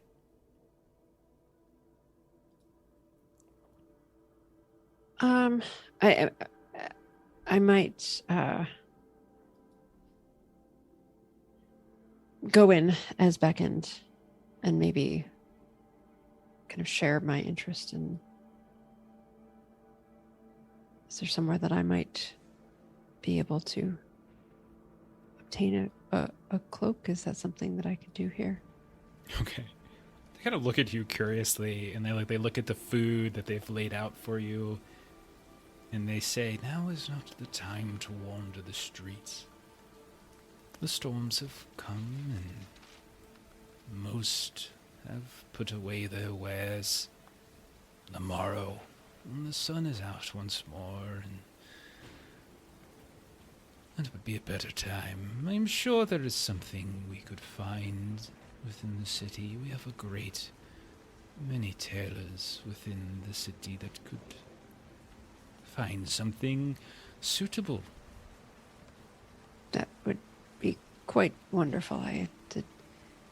Will appreciate the food that we have here. There's nothing like a rainstorm to make me feel like I should have a cloak on, and You unfortunately, are indoors. They're kind of looking at you. You are indoors, and there is no need for a cloak. I do not spend many hours within halls such as these. She kind of gestures to the grand architecture, Okay. and she'll grab some Okay. food and see if anyone else is down. Gilly or Floy, what are you doing? So I was the first one at the table, just waiting on the others. Like, where Yeah. are these guys? Come on. I like to think Gilly was second. Okay. And like she doesn't even wait for Reniel to come down. She's like, "What are you waiting for, Foy?" As she starts filling her plate. Okay. Okay. Well, he's thinking the salads are just the appetizers, but in actuality, they're the main meal. That's it. That's the whole thing. Yeah. Yeah. You see, like, yeah, it's all like fresh fruits and vegetables, and it certainly has kind of an oceanic flair to it. But that's not all that's here. But definitely no meats or anything like that. Grains for sure. You do see that. So things like that. Are you there, or do you eventually come down, Sorendir? I would eventually come down, yeah. Okay, so you all eat and you feel refreshed. Everyone go ahead and take back a hope as you feel within this hall, consuming this food. There are other elves in here that are conversing with you. Perhaps old acquaintances, Erebon, who are much less angered towards you, maybe come by to bid you well. Others who are curious to see this Bree hobbit that people have heard about. Irinial, more than once throughout the evening, people speak with you about the history of Arnar. There are many within Linden who, as they're talking with you, and talking to all of you to some degree, speak about Fornost and the war with Angmar with extraordinary clarity. Like they were there. Like you have veterans of the war here, not all, but many. They do so with sort of a sadness to it. Like you can tell that it weighs on them heavily. You start to get the feeling like this place is, even the artwork that you begin to kind of look at from time to time, and when people kind of give you little stories about what they're working on, like it seems like many of them are kind of working through this like haunting melancholy that they have from their time. And some, you can tell, are in better places than others. There are a variety of like as the sort of the night progresses, more arrive here and there. Some you recognize from the meeting hall. Amdarim arrives and speaks with you kindly, refers to Erebon now as Sorendir, and there is again that wry smile that appears ever so slightly on the edges of their mouth. You can, like, the doors and the windows are thrown open, so the sounds of the storm and the rain and the thunder, all of that comes down, but you can tell that it's like, it has not like a tiring quality for those within here, but it feels good to them, right? There are others that come by, like, with with these interesting lutes and other musical items, and you can kind of hear some songs, some of which you maybe have heard in some respect, others not so much. Poetry is rewritten, and it is a very lovely eve. Why doesn't everyone roll like roll a riddle test or a lore test or something like that, and we'll kind of like seed some of like what maybe you have heard or talked about or learned throughout the course of the evening. We don't have to play it all out. We'll say this is over the course of several hours. Had a Whichever great you success. on Riddle. Okay. All right. Fail. Gilly got a basic success. Okay. Regular success on lore. Regular success. Okay. So what did you roll, Floyd? What skill? Riddle, great success. Okay. All right. I rolled lore. I just want to do one at a time. So Floyd, Okay. Riddle. Okay. You have heard, like, as you're kind of talking with some of the elves around here, you hear much of the fact that there has been an unsettling tiredness of late, and that it seems to have kind of swept over the town, and like they kind of go through the idea of these images of violence and plague and violence and death and things like that that are happening. But you also hear that there is one specific artist, the sculptor, that in that time has felt that strangeness more acutely than others, that sort of tiredness, that violence in sort of a deeper way, and that between the living night and the deep dream, like, she's begun to kind of craft these statues that are still in their primordial state. They're not finished, but these idols, these with like shifting faces and forms, if they're kind of cloaked by shadow or kind of tormented of spirit. And from what you've heard, the elf kind of feels this compulsion for it, but it seems to have been unsettling some of the others around. And you get a name that's actually already been mentioned once before. The name is Merthel.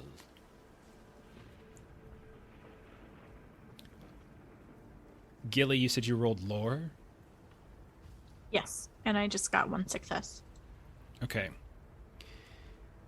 You get into some conversations with a few crafters and mostly artists, like visual art, those who have painted or sketched charcoal forms. You kind of go through these different the different mediums, and they talk about the different tools and utensils they use, and they encourage you to show them your work. Do you show them your work?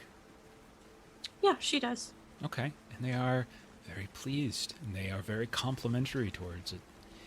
And they tell you how there is an entire circle of elves who were known to craft these complex mosaics, these kind of painted tiles that they would use to form these mosaic like murals, and they kind of reference specific buildings and locations in the city where you, when the storm has passed in the morning, you could see. But there's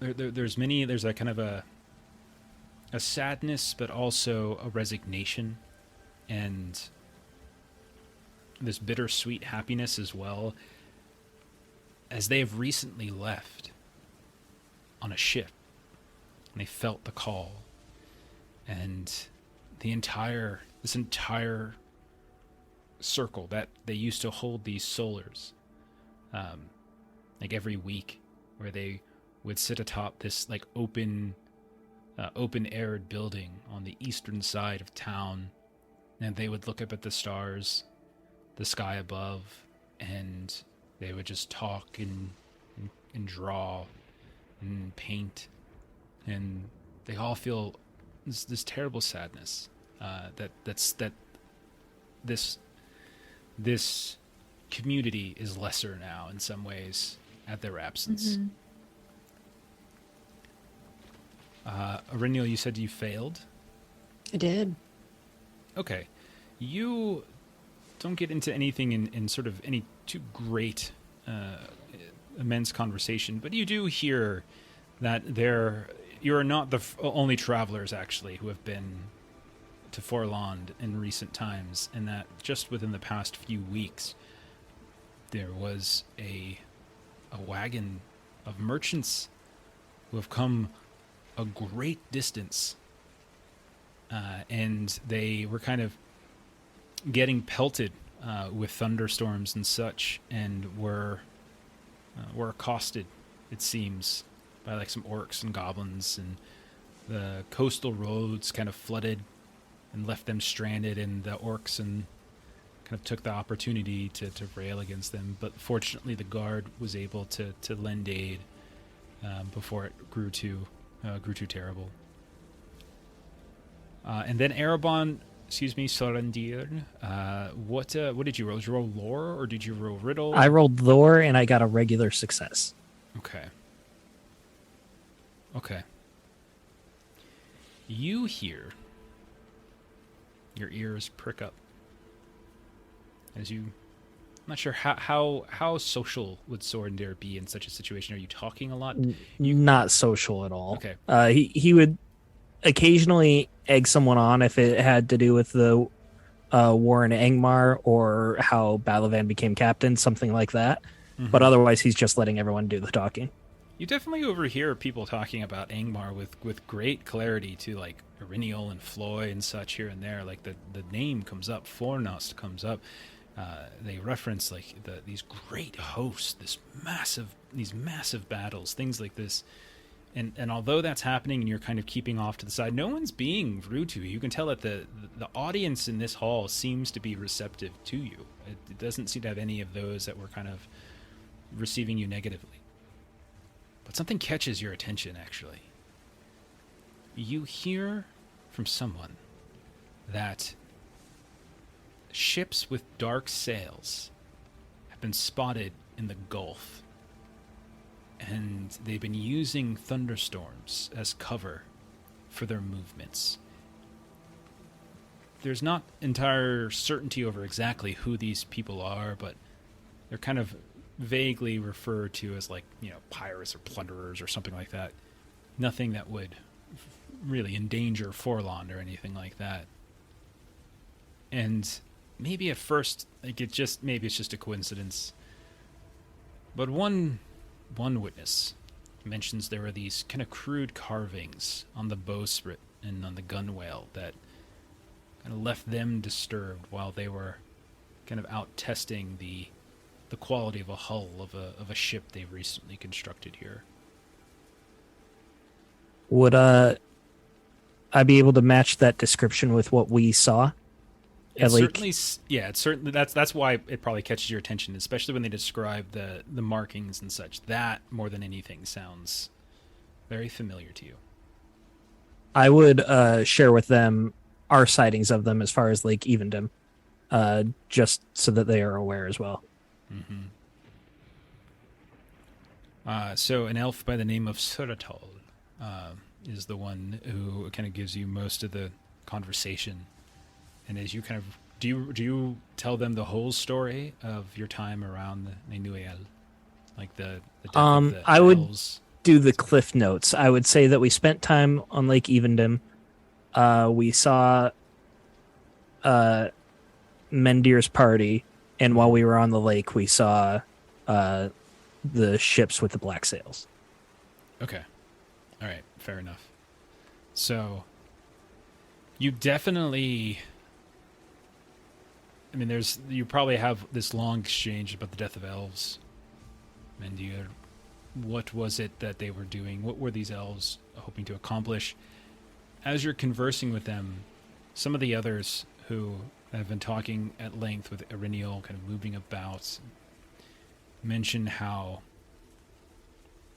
they were a veteran of the war with Angmar, and how they felt often a pull, in fact, towards the fields of slaughter, like west of Fornost, where the huge hosts kind of came to be, and many an elf and man, an orc, fell.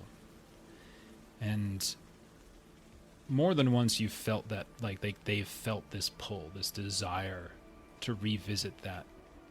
And sibling, family member, friend fell there, and they know that there's sort of this pessimistic skepticism about whether those who fell what came of them, you know? And so there's no real great certainty that they give you, obviously, but you can hear this kind of, for those who fought there, they still feel like a pull or an attachment to it, like they are somehow anchored there, like a part of them was lost there. And they confess to you that they have thought about journeying there at some point, but never have. And even a few look to you and how you've been traveling around, and they almost kind of look at you with some sort of jealousy, not, you know, in a kind way, you know, not like greedy, you know, not like being too envious or anything, but just the idea of being able to, the freedom with which you've experienced it.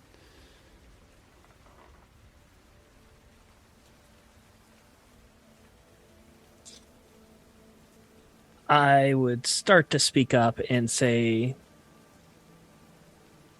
it's not been a freedom, but then I would just trail off and not explain further. They nod and they don't press. They can tell that you're dealing with, this is not an easy time for you, but they don't press. Does anybody else follow up with anything that you've heard, or is there anything specifics that you're looking to do during this like meal? And I don't know that there's anything more, excuse me, than what we've kind of discussed before, but just, you know, Aurenia will kind of take in any information about, you know, her home and Argoleb and whatnot that she can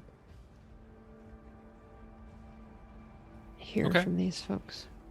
Yeah, I mean, like, if you're hearing all these people reference this, okay. You mentioned the helm, and I think you know the name of the helm, the name of the king of the Argoleb, but as you're speaking with them, like, there is somebody in sort of this party here who references how, and they were, I think, give you a name. Where is it? Parmendil is probably, we'll say, is the one that is conversing with you.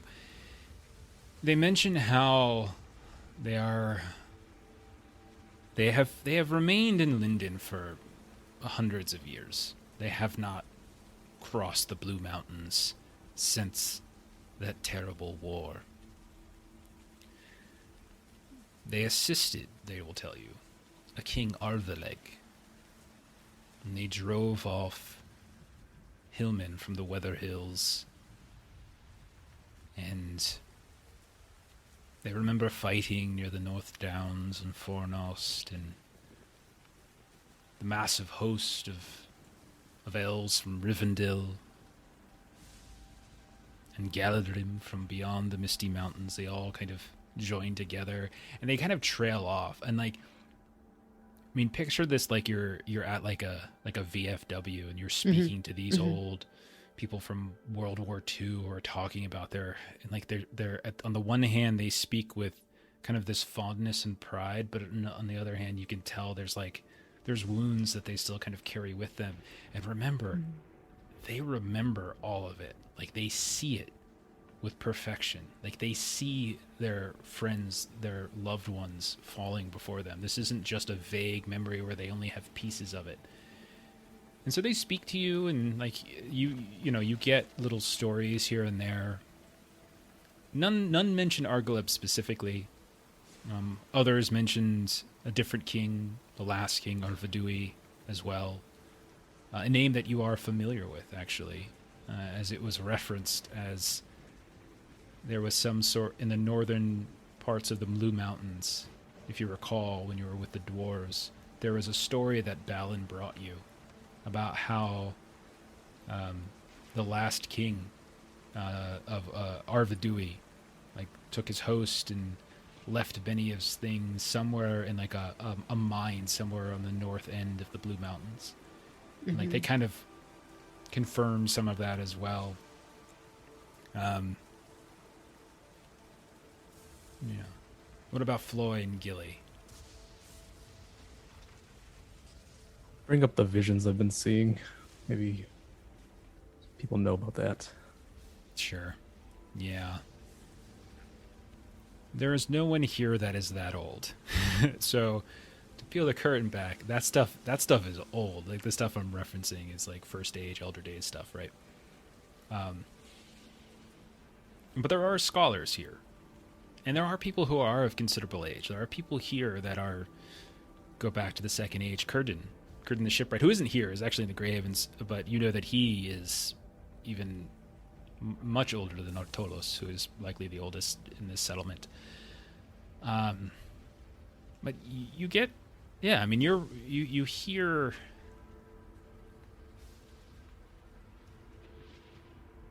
references to these battles over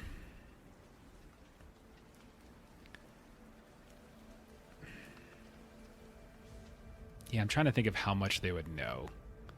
Because, I have to be careful. I don't want to go like too deep into like Silmarillion lore, because that's probably going a little too far. But we'll say it this way: like you get these stories about how the enemy has always been very opportunistic, and with the breaking of the world, with strife between elves and dwarves and men.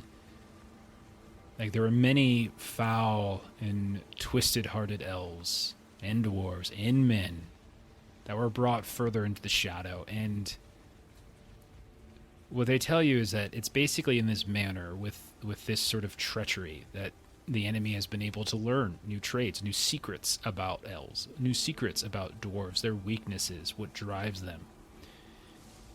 They don't just guess, but it's with every new dwarf or elf or man that they pull from light to shadow, they learn something new about that people. And the weaknesses are laid bare. And the seeds of treachery, then, are more easily sowed in the next generation, in the next, in the next. And that what you're referring to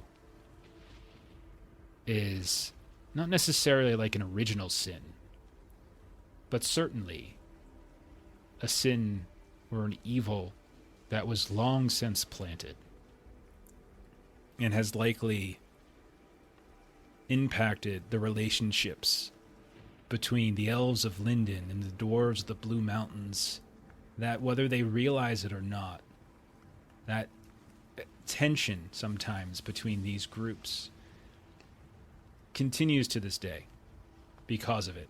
And they might not know why. They might not know the origin sometimes of that animosity, the specifics of it.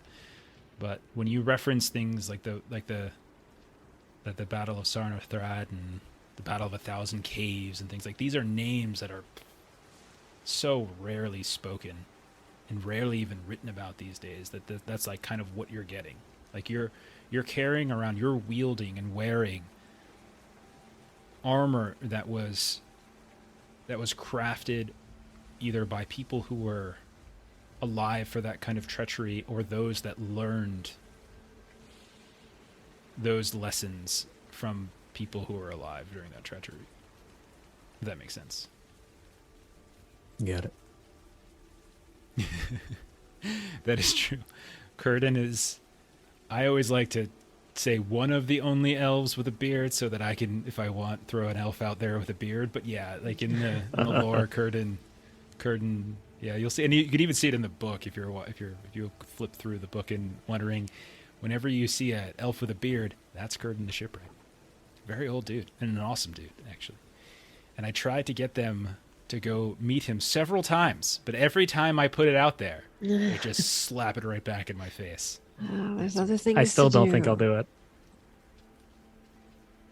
Okay. Gilly, I wanted you to give me an opportunity before I introduce something else. Gilly would just ask around to see if there's anyone who's been over to Greyhaven. Oh, yeah, for sure. Recently. Like that's not, yeah, like, I mean, And then they she'll don't inquire yeah. about Yeah. what was her name? The elf that was injured. Mendir? Oh yeah, Mendir. Mendir. Yeah. Not that recently. That would be very, very recent. Like, you would have to, basically somebody who just got back from visiting like a week ago. You don't have anyone Got like it. that. But within Okay. the past, several years, remember these are elves. They span Yeah. that, hundreds and thousands of years. So like for them, recently, that was like 75 years ago, stuff like that. Yeah. But she basically just like inquires if anybody's going to be going anytime soon, if they could check in on them. Yeah. It's funny. Twelve to Twitch is like Greyhaven sounds like the name of a retirement village. I honestly view like Forlond, Mythlond, Greyhavens. I think these are kind of retirement homes because they're a bunch of elves that are building ships that they can be taken to Valent. Like this is what it is. So yeah, they are. Greyhaven's the airport to the retirement home. Exactly. Yeah, this right? is limbo. Yeah. Okay, so at a certain point, as like you're feasting and you're conversing with all these elves, some of whom are coming and seeing Sorendir, having not seen him for some time, and others who are curious about this Bree hobbit and this ranger who wears the helm of a king that they once knew. Artolos joins the party, and the room kind of dies out a bit, and she sits and she sort of speaks, and as it's getting very late, the storm is still raging overhead, but no one seems to be alarmed or disoriented by it. But she sits and she beckons you all, and she says, as I mentioned during our council, we have had time to consider how to remove the curse that has been set upon your dwarvish friend. And I presume that you probably share some of what maybe the dwarf scholars have said as well. Yeah. Jolner. The River Ascar exists no longer. It was gone with the sinking of Beleriand, the breaking of the world. The waters flow and the currents beneath the Gulf of Loon, the very gulf that we sit our city upon.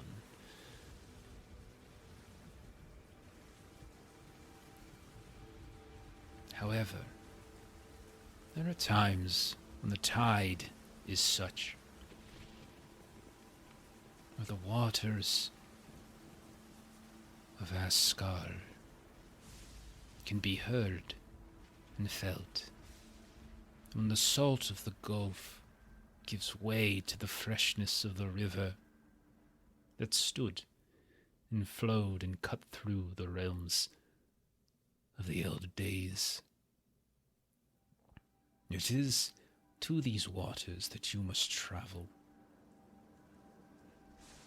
There is a lagoon of sorts, a reef, south into the Gulf, that when the tides are low, becomes walkable. And there are many here who have taken trips there to meditate, to listen back to a time of our ancestors. The silver fish will jump, crabs will bask in the sunrise, and if your heart is true, dwarf, the sound of waves will fade, and the sound of a running river can be heard. It is then that you must bathe the armor that you wear, and yourself. When the water is golden from the light of the sun, and you beckon the glittering brilliance of the silverfish in the sunrise, you will cast off the shadow and offer remorse for the deeds of your ancestors and yourself. And when you emerge from the water and retrieve the dark armor that you now wear, you will both be cleansed And if not, the shadow has claimed you, and we will no longer call you ally.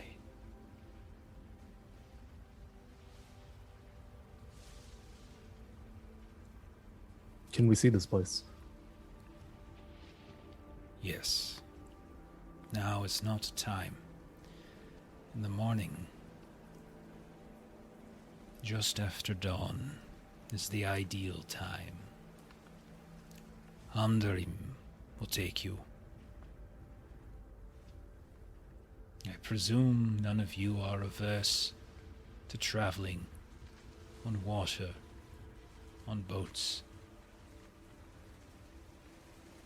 Well, Recently learned. actually, The last trip that we had was rather terrifying.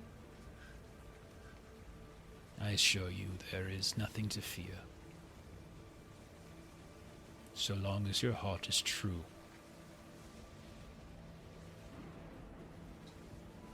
Understood. We're appreciative of your assistance. And with that, the evening ends. The storm begins to settle and you retreat to your rooms. Unless there is something you wanted to do, you can kind of sleep and morning can come and you can attend to this task.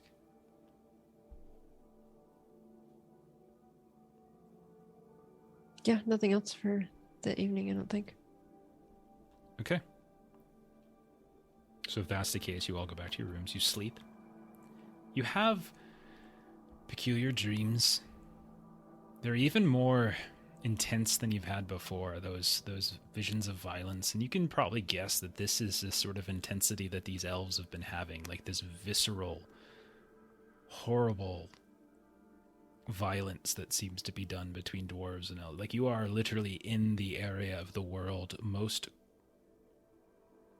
adjacent to where these Elder Day battles took place. But morning eventually does come, and you are eventually fetched by Amdarim. You are able to have a small breakfast, but eventually you work your way out to the docks. You go down these beautiful carved steps in the side of this granite cliff on top of which the city has been built. As you're traversing it, you see the river, which had been split into two, the Gelian Linduin, cascading over the sides to the south and to the north, disappearing into mist. And you descend. It is not the, it is, you all are very fit people, but it's a long, descent. But as you look down, you can see shipyards extending, docks far out into the water. You can see like birds that have been nesting on the sides of the cliffs themselves. You see dark shadows in the waters below, schools of fish. When you get down towards the docks, you hear the sounds of people working. You see what looks like these pods of dolphins and such kind of looping in and out, swimming around. You see elves as well, wading into the waters of the Gulf. Amdarim takes you to a boat, a ship, not much different than the one that you saw when you were by Eskerdale. A small sailing vessel could probably hold maybe 10 people, but you all get on with Amdarim leading you, and you venture forth. It is very, it's basically dawn as this all kind of transpires. And whoever, wants to assist in rowing and pushing away, but eventually the sail comes up and it's caught by the wind and you see it grow thick. And this beautiful white sail with this elvish rune that seems to be stitched by one of the crafters within the city kind of fills and you feel just this speed kick in. You almost feel like a prickling, like underneath your hair as it kind of flops around in the wind, as if like a second presence is here, but one that doesn't unsettle you in the way that the whispers that sometimes cascade from shadows. Like something more is kind of pushing you forward. And eventually you reach this lagoonish area. It's more like these raised sandbars that seem to weave around and create this circuitous path. You can see the white sands just barely beneath the surface of the water. You can see off on one side there's already a boat that is parked here, and you see an individual elf is sitting cross-legged, just a couple inches worth of water, but they're sitting on the sand and they're kind of staring westernly, hands out, head kind of tilted back, wind sending their dark brown hair kind of wafting behind them. And Amdarim turns to look and he says, "Now is the time, Master Dwarf." I'll get off and don the armor. Take the armor off, unstrap. You feel the itching. You all watch as Floy pulls the armor off, and you see wounds at the seams where, like, underneath the arm, as he peels it away, you see bits of skin kind of come with it, this reddening and a tiny trickle of blood. And you can see what looks like scars from when this has happened before. Almost as if, like, every time this is taken off, like, there's a sense of pain. Amdarim just kind of holds on to the boat, holds on to the bowsprit, kind of stares down, waits. You see these schools of this beautiful silverfish just... You see them kind of flicker up into the air and then jump back down. Flicker up into the air and then splash back down. You watch the sun kind of come up from the east, and this streak of golden light extends right down the middle of this circuitous sandbar. And Amdarim looks at you, Floyd, and just sort of nods in its direction. If it's time, then I will cannonball in there. Classy as always. What do you yell as you jump in? Cannonball. Cannonball. All right, so you wade out, you dunk. You can, and again, this is low tide. You wade out. It's not like there's a deep sea beneath you, but you can see there's a quick fall off if you could extend too far. But you stay relatively close. What are the rest of you doing while he's off? Aurelial would have kind of looked at Gilly and just said, "Did you see the scars?" I didn't realize it was that bad. He never let on. And Gilly will turn to him and be like, Would it interrupt or help if we join? I want She him to looks get at you, better. kind of turn to the side. It is not you that needs to atone, is it, pre-Hobbit? No, but I wish more than anything for him to succeed. Perhaps he will. And with a friend such as you, I am sure he will return, the better dwarf.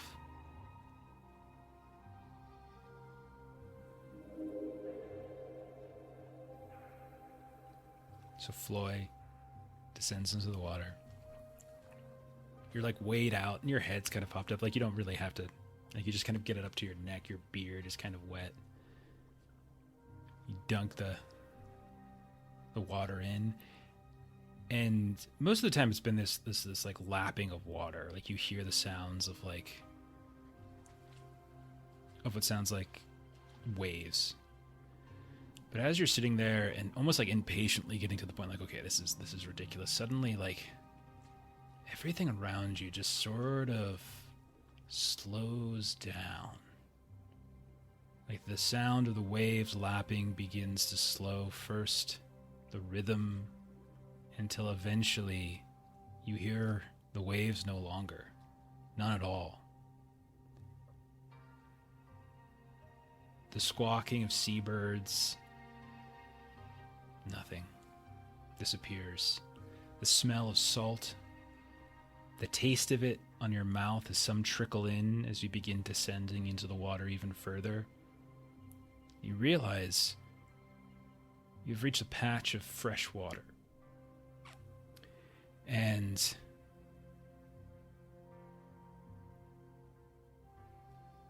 as you dip in, you dunk your head beneath the water, everything gets very, very dark. I need you to roll a valor test. If you need dice, take my dice. Yes, for sure. Yeah, I'm gonna do it. We are back up to 12, so there are plenty for you.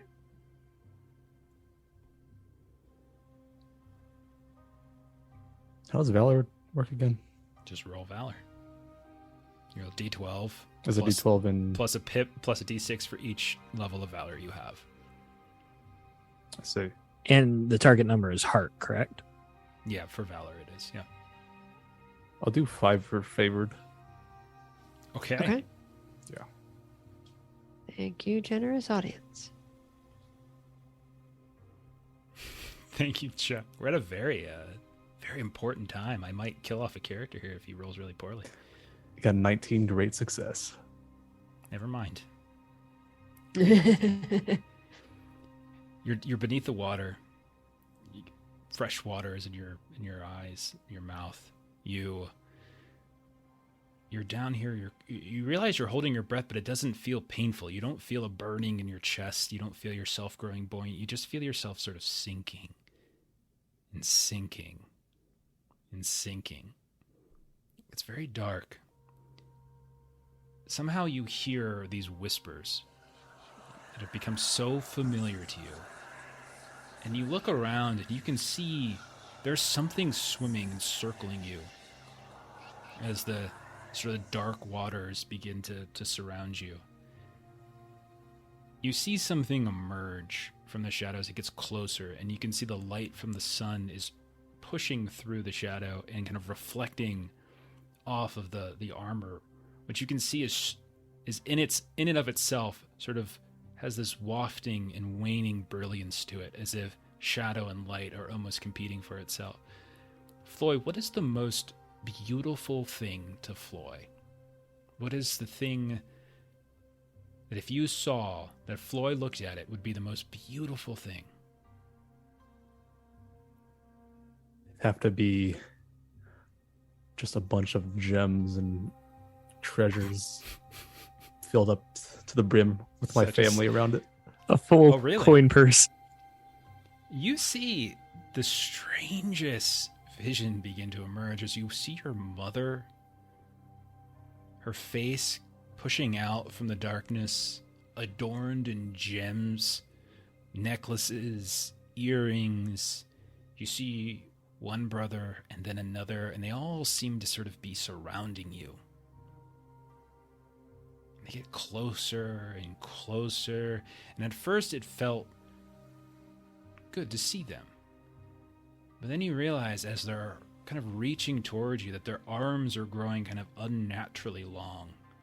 And you see this kind of tentacle that you have recognized and encountered before in the dark waters beneath the keep in the Rudauer Hills kind of extend out. And as you come to that realization, you see in the shadow around you that same horrific creature that tried so hard to pull you into the darkness, into the depths below that sunken keep. And it lunges out at you. What do you do?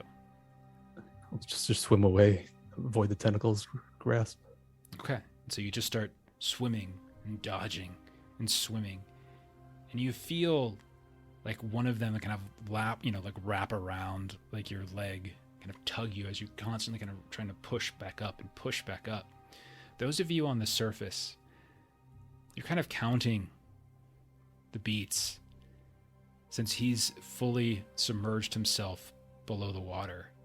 And it's been a minute and a half, 2 minutes. And although dwarves have very high constitution, you see no activity from the part of this lagoon where Floy descended. What do the rest of you do?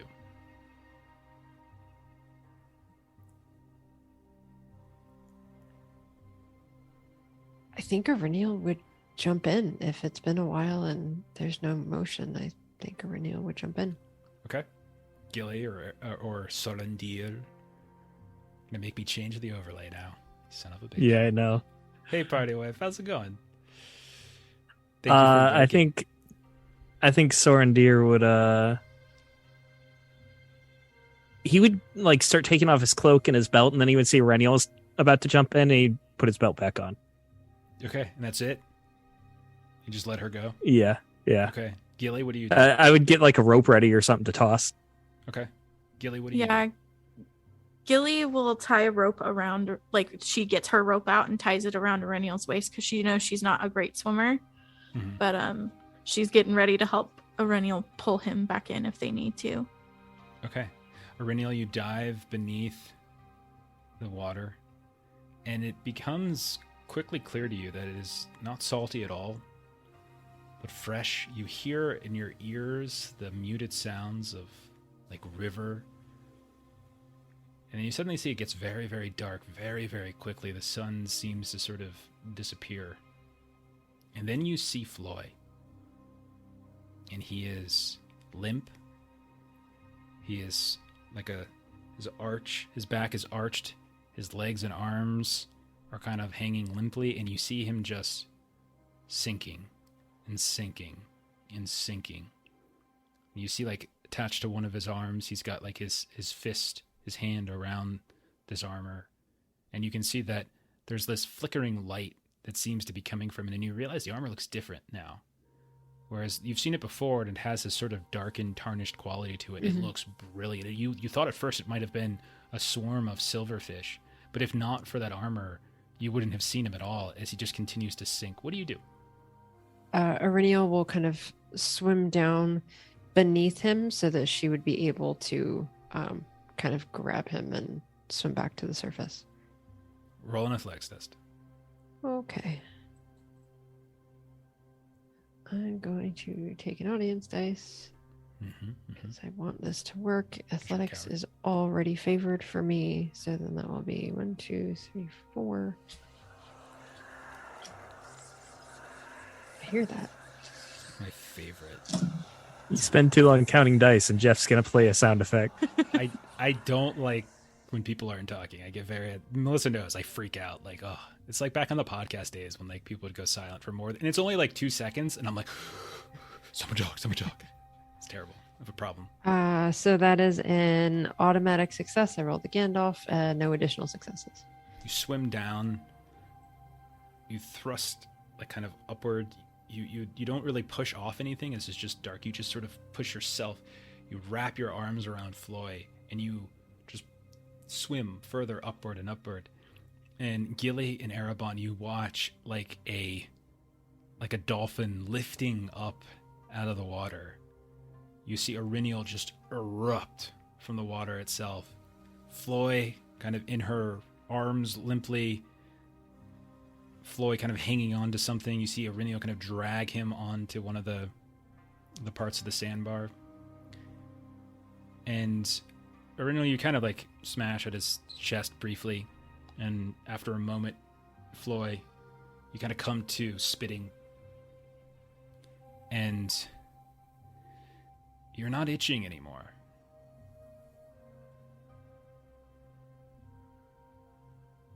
Floy, How long has it been? you were, I don't even know the minutes that you were under the water and you were just You were just drowning. How do you feel? I feel light. That your armor, it looks different. I can feel it too. It feels like this looming is gone. And when you look at it, the armor looks different. It looks like mithril now, like proper mithril. It doesn't have that sort of tarnished, dark quality to it. It is glittering, it is beautiful, and it looks like the scales of these schools of silverfish that are swimming about in the Gulf.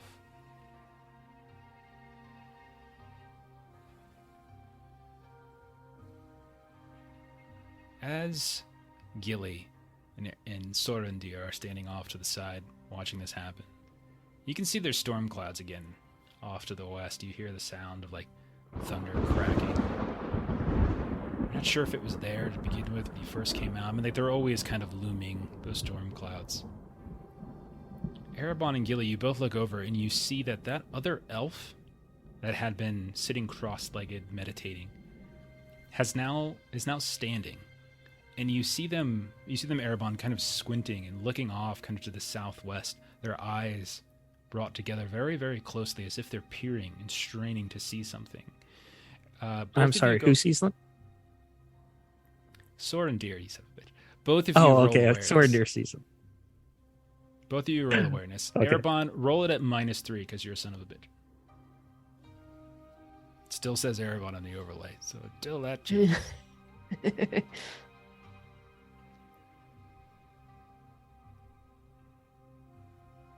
I am favored with 3 pips in awareness, but my cockiness has caught up to me, and I rolled an 11. I needed a 14. Okay. Gilly? No Sauron, Great just bad success. rolls. Gilly, There we go. Erebon is maybe not used to the wind and the I'm sorry, who? waves. Sorendir is not used to the wind and the waves. Gilly, you look out and you follow the eye line of this elf that's standing near you. You see Floy is kind of getting back up. Renil's helping him. He's starting to don once more, which is now this beautiful, glistening mithril armor. And Gilly, you see, finally, after squinting for a very long time, what the other elf is looking at. You see that there is a ship on the horizon with tall, dark sails, and it seems to be moving in your direction. And we'll stop there for this week, and we'll pick up there next week. Hey. Oh. Great session. Yeah. All right. Boy, you're cured, sort you of. are sort of cured. Oh, I will okay, update okay. the item for you so it no longer has the curse. The stats are still the same. It's just it doesn't have the curse now. And you guys no longer have to deal with that -1 penalty on councils and things like that when you come to a new place. Bless. Yeah, we need all the help we can get with councils. Right. It's okay. I'm going to kill you in a naval combat here next session. I'm just going to drown Erebon. It'd be great. Or Sword and Deer, whatever the frick your stupid name is. Just wait till I start going by my father name. Another 12 episodes from now, I'll change my name All again. right, Oh, no. buddy. Oh, I think we've had just enough out of you. Plus, you still have to deal with your friend who is not too happy with you. Okay, so yeah, that's it for us. Let's see, what do we got going on? Later tonight, go watch our friend Chuck, who's in the channel right now, as they're over on Goodman Games, playing some Weird Frontiers. Come check out us on Monday, twitch.tv/Lollygaggers, where you're at right now. Come watch us as we're playing some Deadlands, as we pick up on part 2 of our Blood Drive campaign. Next Friday, you can see us going back to Hunter the Reckoning for our every other week campaign there, and we'll be back on Saturday for more One Ring. Melissa said it before, but we now have One Ring in podcast form. Every week we're putting out a couple new episodes until we catch up to live, and then we'll just be releasing whenever we do live. But you can find it anywhere you get your podcasts. Go ahead and search for Waking of Angmar. And also check out the YouTube channel, as there's a lot of stuff on there. Next week we're going to be dropping a pretty epic Mothership episode from last night. That's a lot of fun as well.